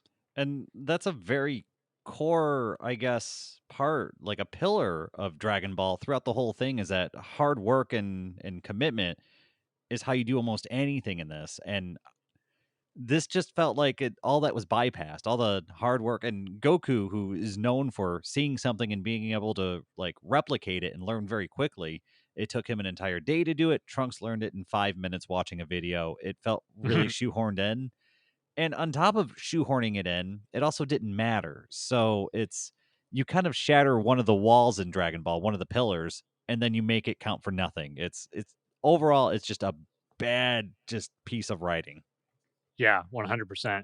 The only thing that I do like about this that they don't capitalize on is that Mai basically is kind of helping with, holding the container, so helping as much as she can in this technique. And Trunks is casting the evil containment wave on Zamasu. So the two people who have been fighting the hardest in this future timeline are doing this together to trap Zamasu in this container. And this would have been an excellent moment to let them get this win and to trap Zamasu in here. And then they don't capitalize on it. They all of that was for nothing, basically. Don't worry, Trunks, I'm sure we'll get a win later. Oh man. But You want to talk about rage. we'll get there. Don't save it for the next episode of Instant Transmission. So Zamasu breaks out of the jar because Goku forgot the charm. And Goku Black senses that Zamasu's energy is severely diminished and decides to instant transmission over to see what the heck's going on. And at this point, Zamasu explains that these mortals, that everything that they had thought about them was wrong and that they are much more dangerous than they had previously expected. And so at this point, they put on the earrings and Goku Black and Zamasu begin to fuse. And at this point, we are introduced to this new Zamasu with an all hail Zamasu line. Yeah, yeah. This is pretty cool. I'll be honest. I liked this. I also like, even though they didn't use the evil containment wave the way that I wanted, I like that it basically, I'm going to phrase it this way intentionally, put the fear of God in Zamasu. And as a result, he's like, hey, no more messing around. We're going to use the Patara earrings and we're going to end this. Yeah, because if you think you're immortal and invincible and like something is able to make you fear for your life, that would probably scare the hell out of you. So I'm really glad that he reacted very harshly to the evil containment wave. I liked that a lot. As much as I don't like what they did with the talisman and forgetting it or the charm, I I liked how that affected Zamasu. And I wasn't expecting them to fuse originally when I saw this the first time. I was a little bit thrown off by that, but I mean, I guess I should have seen it coming. They both had the Patara earrings. Yeah, but at this It's point, half the people there are wearing Patara earrings, so it's We could have 18 fusions if we wanted to right now. oh geez, oh no, I want to see it. Yeah, so But I think that pretty much wraps up that episode, and it's I mean I feel like that episode's a mess. I really do. That episode just it doesn't flow well. There's a lot of plot holes. I'm second guessing a lot of things. There's more dumb Goku in it. It should have been a really entertaining episode, but there's only a couple slim pickings as far as things that I did actually like. yeah, yeah, you're right. I was initially thinking that that episode was kind of a mixed bag, but really it's mostly bad, honestly. The very tail end is kind of like the best part is seeing the evil containment wave in use, seeing Zamasu afraid of the evil containment wave, and then the fusion. Those are probably the best elements to that episode, and those are all within the last 4 minutes of it, I think. I say, yeah, that's only a few minutes of that episode. The rest of it is just kind of head scratching and what's going on and why did they choose to do that. So I that one's not that one's one of my lower ranking episodes, but I do think it gets better from there. It absolutely does. I think that kind of takes us over to the next episode. Which is episode 65, Final Judgment, the Supreme God's Ultimate Power. And that title just has so much just oomph to it. And I freaking love it. Yeah, yeah, this is great. I love the way fused Zamasu is presented here. He has this almost like ethereal rainbow glowing aura about him, and he feels his attitude, his presence, his art, all of it feels very holier than thou, very just above all of these mortals in his world. I And love it. there's actually a lot of effort that's put into a lot of these encounters with Zamasu in the future Trunk storyline to make sure that he's floating above the Z fighters, that he's always looking down on them. And I love that Yep. little attention to detail. That's a really good point. And pretty much right off the bat here too, we get another little piece of symbolism as Zamasu sprouts this light halo behind him.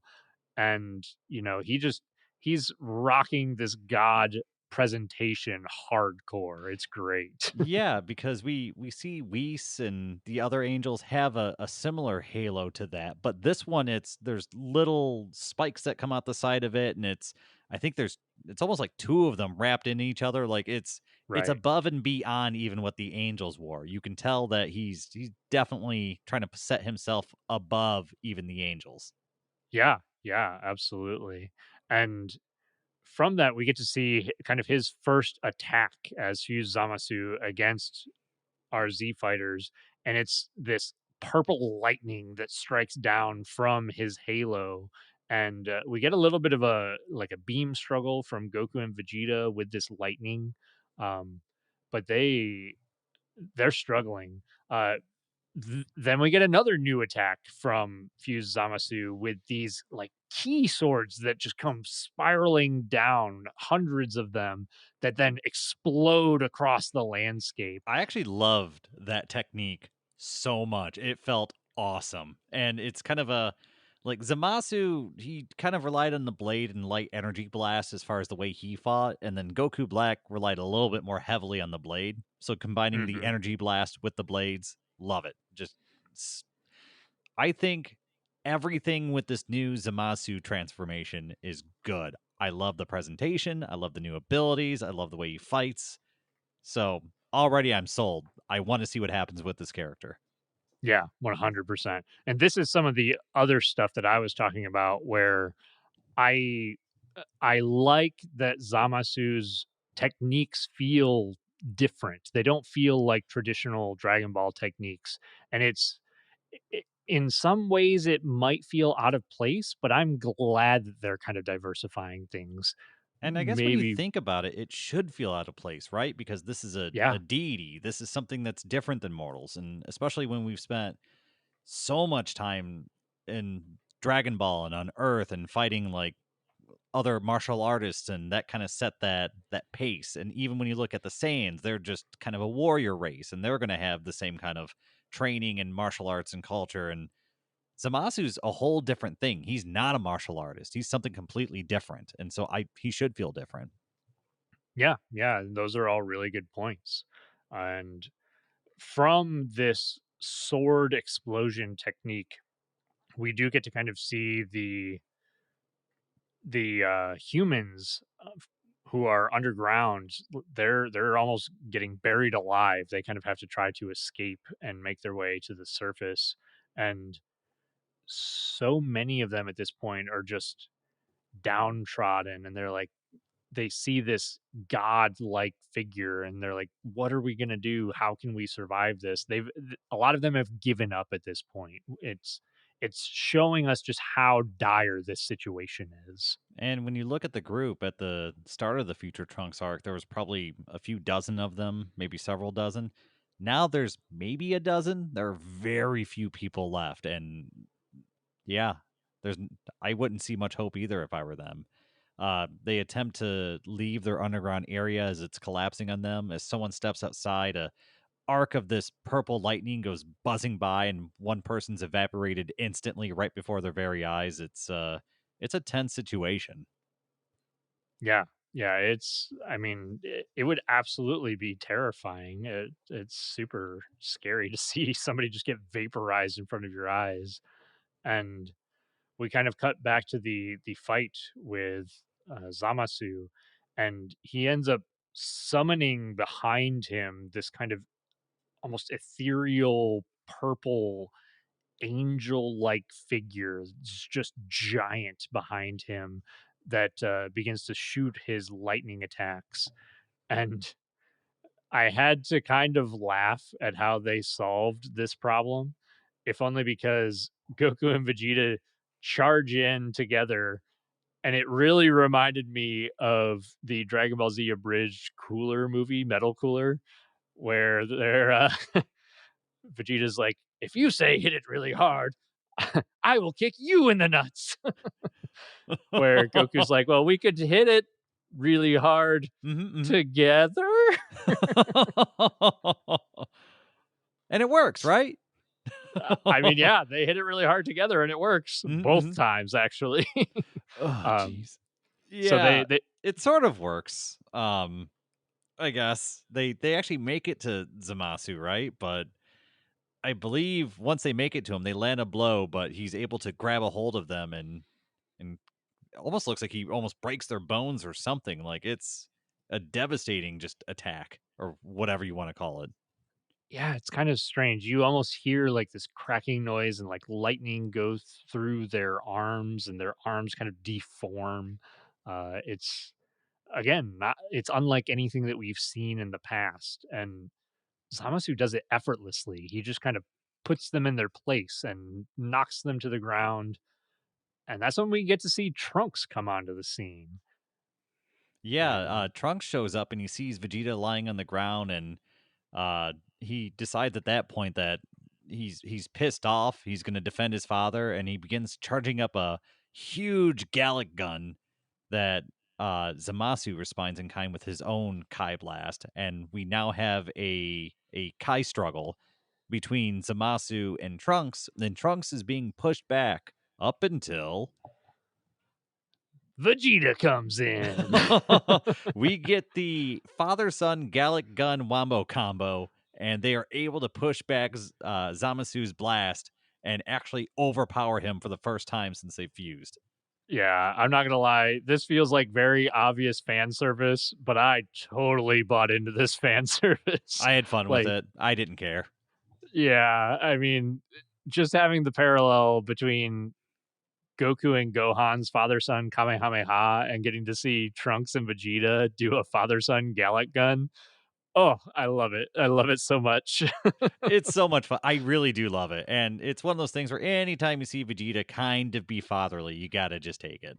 Yeah, 100%. But you want And to know what's so, going to make that moment feel super good and warm and fuzzy? oh boy, what's that? Goku getting into a Kai struggle with Zamasu.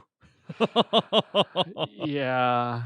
I do want to point out too before we move further that when Trunks initially attacks Zamasu, he attacks him with his sword, and Zamasu snaps the blade right off of his sword, and that's going to be important later. That's true. Yeah. And I wanted to get into the father son Gallic gun wombo combo. I mean, I don't blame you. I love that. But uh, Trunks' sword is broken. Vegeta and Trunks were able to overpower Zamasu, and now Goku's giving his own little Kai struggle here at the end of the episode. yeah, that pretty much it ends off with that key struggle, and the only other little thing that I wanted to note there is that we do get a name for this key blast from Zamasu, and he calls it the Holy Wrath, which I thought was kind of fun. I mean, I liked it. It was, again, it's just another key blast, but it's pretty entertaining and with a good name. I mean, it also speaks to, I guess, his hubris, right? He thinks of himself as God, and he's even naming his blasts after, I guess, referencing divine anger. Yeah, yeah. It's very telling of his character here, right? Oh, we also kind of forgot that right before Goku jumps in, Vegeta gets struck down, gets like cast down with a bolt of lightning. Um, but for the most part, that's gonna take us to the end where we wrap up with this key blast struggle. What did you think about this one, Dayton? Great episode. It paced really well. A lot of entertaining stuff. I mean, I've got a couple little nitpicks, but other than that, I thought this was a really fun and good animation, good new techniques. A lot of, I guess, good Zamasu monologues and abilities and stuff. I love this episode. Yeah, I agree. This episode's great, and it especially feels great after the last episode where the pendulum is swinging from bad to good in this arc, like over and over. It really Um, is. but this episode's fantastic. I really like fused Zamasu. Super fun. So we got ourselves an awesome villain, and man, we're diving deep into the fight. And just let's get into episode 66, Let's do it. Last one. which is Showdown: The Unyielding Warrior's Miraculous Superpower. Don't know what that means, but the episode's good, so it doesn't matter. Yeah, we don't need to. We don't need things to make sense at this point. uh, So, yeah, we'll start off with the least important thing, and that's uh, Goku somehow manages to, on his own, beat Zamasu in the Kai struggle. makes no sense. It makes absolutely no sense for Goku by himself to win the Key Blast struggle here. I mean, he was about on par with Goku Black in Rose form. So why would he be able to best Zamasu fused like this? Yeah, and it also, you just had a really cool father son moment, and then you cheapened it by having Goku do it by himself. Exactly. Like what are you doing? It's like, please stop. You had the right thing. You didn't need to fix it. Yeah, yeah, they could have stopped that with the Gallic gun exchange. But Goku didn't even need to be involved. But either way, Goku wins, like Goku always does. And this time we see that Zamasu actually looks like he's been hurt from this blast. There's actually a change in his character. It almost looks like half of him is actually taking some damage or turning purple or something at this point. Yeah, his body's kind of deteriorating, which is interesting. I also want to point out this entire episode, phenomenal animation. It really is. Right, It's really good. yeah, right from the get go, seeing Goku dive in there after his ki blast and just give multiple kicks to Zamasu, pummeling him in this like purple deteriorating side of his face. All of that looks great. And we get a little Kaioken action too while he's doing it. We do, yeah. That was something I mentioned earlier too, off the podcast, is that I thought it was strange that we hadn't seen Kaioken up to this point. So I'm glad that they at least use it, if briefly. Yeah, he should have used it to actually win the Kai Blast struggle, but at least he used it afterwards. So I guess I'll Yeah, take it. yeah, it's something. But he does knock Zamasu down. We kind of get the impression that this fused version of Zamasu might be weakening or something. Uh, Even once he gets knocked down, his halo breaks, which is kind of a cool, not only a cool visual, but seems very symbolic as well. Yeah, it's great imagery, and we get a little explanation from Goasu that while Zamasu was invulnerable, Goku Black wasn't, and so the confined form of both of them may not be entirely invincible. Right. And this is where Zamasu starts, he seems angry, which we don't necessarily see him very angry often. But his body is changing, kind of transforming, and he almost goes what I'm calling purple Hulk mode here, where his arm just kind of gets huge to his body's proportions.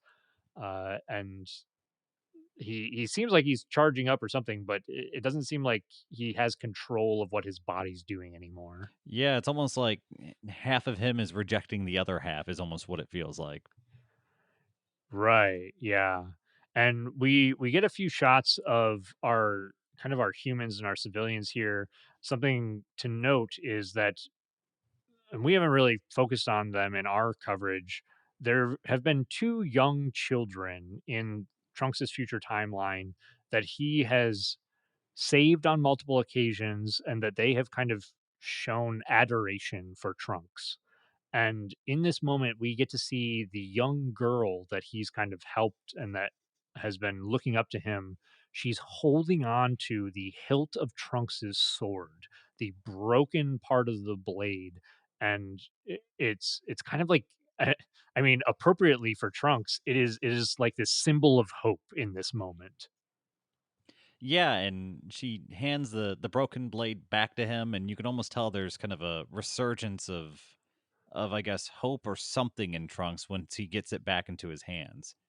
Absolutely, I think before we really get to see Trunks shine here, we get maybe one of my favorite moments in Super, if only for the fan service, but we get the Patara earrings being handed to Goku and Vegeta from Shin, our Supreme Kai, and we get the birth or the rebirth of Vegito. Or is it Gogeta? Yeah. This one, we're gonna do the Patara fusion and get Vegito. The thing that I don't like, though, they sort of do a bit of a retcon. It's not really a retcon because they never explained this to us. But in the Boo saga, they had our Saiyans had basically been told by the Supreme Kai that Patara fusion was permanent, and when Vegito got absorbed by Boo, the fusion ended. He separated back into his component parts of Goku and Vegeta. Now, that separation was never explained. A lot of the fan base kind of assumed that it had something to do with the fact that they were inside of Boo's body, or maybe like the magic in Boo caused the fusion Yeah. not to work. Yeah, because Boo was a magical creation, right? He wasn't something that was natural to this universe. Right, absolutely. And so people kind of thought that might have been why the fusion stopped working. But they retcon that kind of in Super, and Goasu tells us that fusion with Patara earrings is only permanent if a Kai is involved. So for mortals, it's supposed to last 1 hour. And my biggest problem with this is that it really makes the fusion between Vegeta, or I'm sorry, the fusions of Vegito and Gogeta feel way more similar than they ever did in the past because the fusion dance has a 30-minute time limit. Now the Patara earring fusion has a 1 hour time limit where before it was permanent. So, you kind of had a downside to it. And now it's just, which flavor of fusion do you want? Yeah, uh, it's more or less, I guess, a hand wave, so that way we can break out an old fusion. I feel, but I mean, the circumstances I think did warrant it, and you don't want to have to take all the time to unfuse the characters or something like that. So it just there's a lot of hand waving going on with the situation. It really feels like.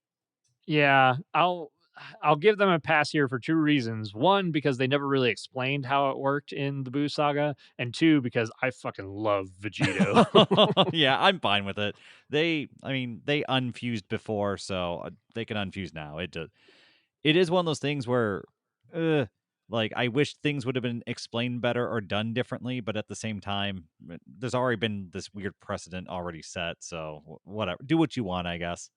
Yeah, I mean, they could do what Kibito and the Supreme Kai did and use the Dragon Balls to unfuse anyway. So, Oh yeah, that's right. We got the undo balls, so nothing matters. yeah, basically.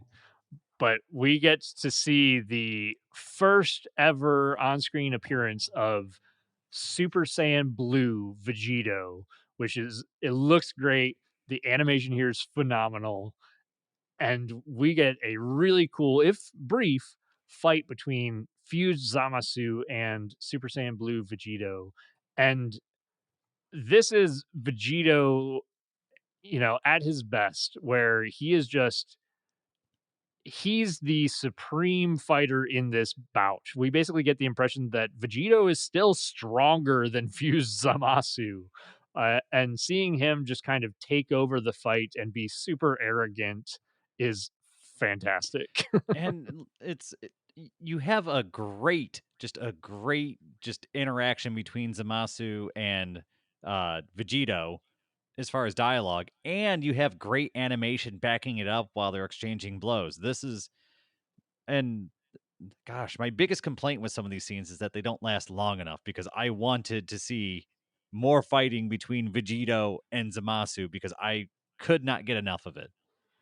Yeah, I would have watched that for an extra 3 or 4 episodes, to be honest. It looks great. Like, they have one awesome, like, fist clash. Uh, they have they have just a number of scenes of them just beating the snot out of each other. One really cool action scene is where Zamasu gets the better of Vegito. He kind of knocks him to the ground and then pulls out his keyblade on his hand. And that's when we get another iconic move for Vegito when he whips around with his hand out and gives Zamasu the spirit sword, which is a super cool callback to the Buu saga. It was really fun, and when he did it, I was like, "Oh, so he's oh, no, he used it first. That's right, that is his move."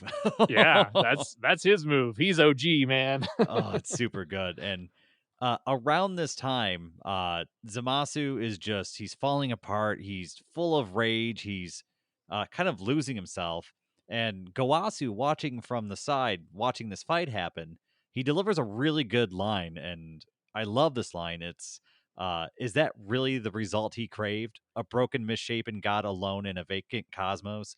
How fulfilled will he be then?" I love it because it really kind of puts a bow on the future that Zamasu's trying to struggle for. Absolutely. Yeah. And I mean it's great coming from Goasu because he was Zamasu's teacher. Goasu was trying to push Zamasu in the right direction, and Zamasu just resisted and resisted and resisted and, murdered his teacher. And this is kind of the culmination of what that all got Zamasu, where he's in this body that's just betraying him and falling apart. And he's kind of insane, like losing his mind at this point in a lot of ways. Yeah, he's twisted both mentally and physically, and there's nothing but death and destruction all around him. And he's at this point now he's all alone now that he's fused with his counterpart. It's almost kind of tragic because he's kind of getting what he wants, and none of it's good. Yeah, absolutely. And I think that kind of takes us well, we get one other really cool scene with Vegito that I love where we get a final Kamehameha with a Mhm. mixture of our Final Flash and the Kamehameha together. Super cool. Again, very fan servicey. But after delivering that, Vegito delivers another devastating punch to Zamasu, and that's when the fusion ends. The fusion breaks apart, and we kind of get the explanation that their power together, Goku and Vegeta, drained the Patara earrings so much that it couldn't last an hour. I mean, they've probably been in it maybe a few minutes. Yeah, I think Um, it's stupid. I wanted to see more Vegito. yeah, it seems I don't know. It's kind of a cop out answer for why the fusion didn't last an hour, but they do use that reason a lot in Dragon Ball. Well, there's also how many times has the fusion kind of petered out at the worst possible moment? Because it seems to happen almost all the freaking time. Almost every time. Yeah, in the Boo saga, in GT, in Super, almost every time. So I guess the what should have been expected happens, and Vegito is not going to finish this fight. Uh, and I think around this time we see a Trunks with a broken sword that he was given, and he starts kind of channeling energy through it, and the sword is kind of reformed using his own energy. This is great. Trunks has a lightsaber, man. Yeah.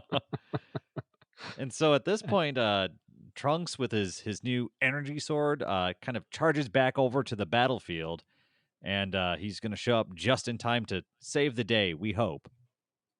Yeah, I mean, he literally jumps in there just as Zamasu is about to crush Goku and Vegeta as they are unfused in their base form, and Trunks blocks the attack with his new lightsaber and just goes to town on Zamasu. Like Trunks is actually holding his own. He's delivering cuts left and right with this new energy sword. He's just being a badass, and this is his moment to shine. It's fantastic, and the animation looks great here It does too. look fantastic, and there's some great exchanges. Trunks is, like you said, being a badass, and there's a moment where I believe Zamasu is fighting with his energy blade, and he does this big overhead swing down on Trunks and starts just forcing Trunks onto his back feet, leaning back, kind of getting Trunks up against the ropes at this point. Mhm, And mhm. Trunks at this point kind of gives an impassioned speech about how he's going to defend mortals and humanity. And around this point, you start seeing the energy of all the remaining life on the planet start kind of pouring in his direction, almost like a spirit bomb, but slightly different. Yeah, yeah, you can see, and you even we get to, as the audience, see these scenes of the few remaining humans just kind of shouting out to Trunks and, shouting him encouragement. These two young children that Trunks has saved, they keep telling him, "You can do it, Trunks. You can do it." And it's a really touching moment to see kind of the culmination of everything that Trunks has been through and everything that he's worked so hard to protect and accomplish. And all of those beings are now giving their energy to him in this spirit bomb like technique. And it literally forms into a giant energy ball above him that looks very much like a spirit bomb. Yeah, and like as the energy kind of builds up above him, you see it kind of almost pour into him and kind of empower not only his aura, but you see the energy blade that he has kind of swell with energy. It has this kind of the spirit bomb's always typically blue that seems to be the color of all the life energy. the Mhm. sword kind of takes on that same form. And so I guess for lack of a better word, can I call it the spirit sword? I I wanted to call it the spirit sword too, and then I realized that Vegito's sword is called the spirit sword. Oh yeah. So Mm. so I was like, I don't know what else to call it. Spirit sword is perfect, but maybe spirit bomb sword? I don't know. It doesn't sound as good. Spirit blade? Spirit blade, maybe? It's slightly Sure. different. I don't know. It's synonymous. Yeah. it's, it's close enough for me to get them confused. Yeah. I mean, maybe it's Trunks' version of the spirit sword. I don't know. But I gosh, I know Trunks has been one of your freaking OG favorite characters forever. So do you want to go through the last little scene here and kind of send us away? I will certainly take you up on that. But yeah, absolutely. So Trunks's original energy sword that he created with his own key is this yellow color, and as he absorbs that life energy from this kind of spirit bomb technique, all of it turns blue, like Dayton was saying. And one of the important parts here is that Goku and Vegeta contribute their energy here too, because I don't think Trunks would have had the power to defeat or to do what he does here otherwise. But he basically charges up with this. His sword goes to this massive size blade, this big buster sword, and he just goes in at Zamasu full bore, slashing left and right. Zamasu's trying to like basically fight against him with his keyblade hand, but Zamasu's being pushed back the whole time. And Trunks eventually runs Zamasu through, sticking the blade right through his torso. And with some great lines about just protecting his world, Trunks takes the sword and cuts Zamasu in half from groin to head. And that's kind of where we end here. Zamasu is basically bisected by this awesome spirit sword from our hero of this timeline, Trunks. What a freaking badass ending to this whole storyline, let me tell you. That's that's where it ends. That's all there is. We don't have to watch any more of this arc. I tell you what, if we would have just ended it here and this would have been the whole Trunk saga, chef's kiss, perfect. This ending, like the badass line about defending mortals and fighting back against people like Zamasu and getting that final just blow in there with the help of all the remaining humans in life and his friends and everybody pouring everything into him and just ending it like that. It's so poetic. And I don't want to say anymore. It would be a beautiful ending if that's where it ended. Yeah, and well, I suppose let's go ahead and just give our feelings on this entire episode since we can't go forward anymore. So let's Yeah, so that's the last episode that we're covering for this episode of Instant Transmission, and we stopped it there for a number of different reasons. One of them being that that really should be where the Trunks arc ends. if that's where they would have ended the Trunks arc, it would have been just a perfect ending, like a 10 out of 10 ending to wrap everything up, to give everyone the closure that they needed, to give people the wins that they needed. And on top of that, we got to see badass sword fighting. We got to see Vegito doing some badass up with great animations, by the way. I also want to emphasize that Yeah, this episode has fantastic animations. it's gorgeous. Like, I have almost no complaints about this episode, and if anything, I have just glowing praise for it. I think this is one of the best episodes. I'll put it in my top 5 episodes in Super. I might there might Easy. be a better one, but I don't know. Yeah, some of the episodes at the end of the Tournament of Power are real good. This is easily in my top 5 favorite for Super. It's an excellent episode. Um, I honestly, with all the symbolism in there with Trunks and everything, I'd have to go back and watch all of them, but I would maybe even argue that this might be one of my favorite Dragon Ball episodes. This is really good. It's really powerful, and especially because it's Trunks future Trunks storyline where everything has weight. There are no Dragon Balls. When someone dies, when people are wiped out, there's no bringing them back, and Yeah. you feel all the pain and struggle that Trunks has gone through when he's delivering this what should be the final blow. Yeah, yeah. This with all the pendulum swinging between good and bad that we've had in the Trunks arc, I'm so happy that we get this really big swing onto the good with this episode. And then we got to go to the next episode. Next time. Yeah, next time. Next time. Oh boy, tune in next time if you want to. Well, if you want to hear some stuff. Oh boy. Oh, But yeah, jeez. that I I mean I think this is a great spot to wrap up this episode. What did you think about this middle chunk or kind of the latter chunk of the Future Trunks arc as a whole, Dayton?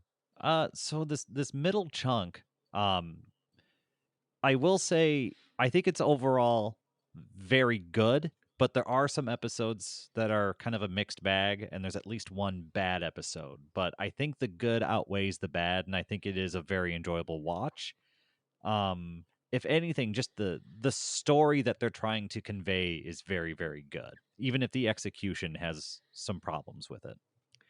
I think I agree with you. I think that the important part about this story arc too is that it's incredibly ambitious, especially for a Dragon Ball story. It's much more complicated than we would normally see from Dragon Ball, which is both good and bad. I think they could have simplified it a little bit here and there. But with that said, I like what they were doing with a lot of the symbolism with Zamasu. Zamasu is one of the most interesting villains in Dragon Ball Super, maybe even in Dragon Ball in general, honestly. I mean, I'm willing Uh, to say at least after Frieza, I think he's in the top running for maybe the best villain after Frieza. I think there's a good argument for that.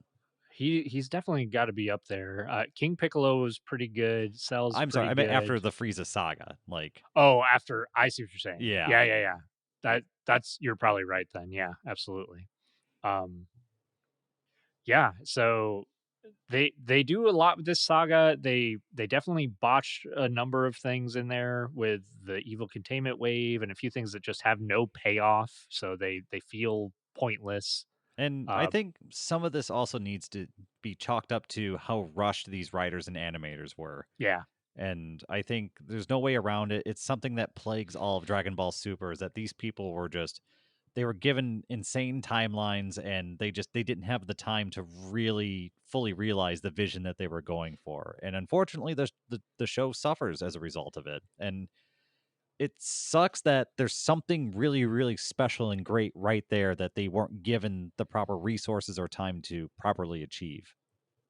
yeah, I very much agree with you, and I think that that's when you and I, Dayton, are going through here and critiquing the stuff that we don't like about Super. A lot of that is there because of the rush timeline, and I think really in the end, what fans like us would like to see is just more time spent on a quality product that for a franchise that we've grown to love over decades of time. So I'm really hoping that if they do continue Super one day, that they give it a little bit more breathing room. They take their time. That's all I ask. Just make something special. Make something that you'll be proud of and something that you know people will want to sit back and rewatch, 10, 20 times, something that they'll really treasure and not just an episode, a weekly episode show. Dragon Ball's much bigger than that, and I think it should be treated that way. Oh yeah, oh yeah. Dragon Ball is a whole 30-year plus legacy at this point. It's a big deal. Hmm, But hmm. I think for the most part, that's kind of our take on the second part of the Future Trunks arc. I We did run this one pretty long, but man, this arc has a lot of detail and a lot to talk about. That's the thing is this episode ran long and we also skimmed over a lot of our notes. So this was I think about the best we could do without giving up too much of the content that's kind of all jam packed into here. Yeah, yeah, 100%. But I think we're going to try to wrap it up here. Dayton, did you have anything else you wanted to discuss? Oh no, I want to hurry up and get this thing wrapped up so I can go feed my tum tum. I'm gonna go play piece together the Mafuba jar. That sounds fun. Oh, jeez. But I think that's it for this episode of Instant Transmission, where we discuss everything Dragon Ball. This has been your host, Todd. And Dayton. Be sure to join us next time as we cover the conclusion to the Future Trunks arc. Is Zamasu defeated for good? What's going to happen to the future's Earth? Will Yajirobe have to step in to save the day? Find out next time. And to all our fellow Dragon Ball fans, stay safe out there, and remember to keep rocking the dragon.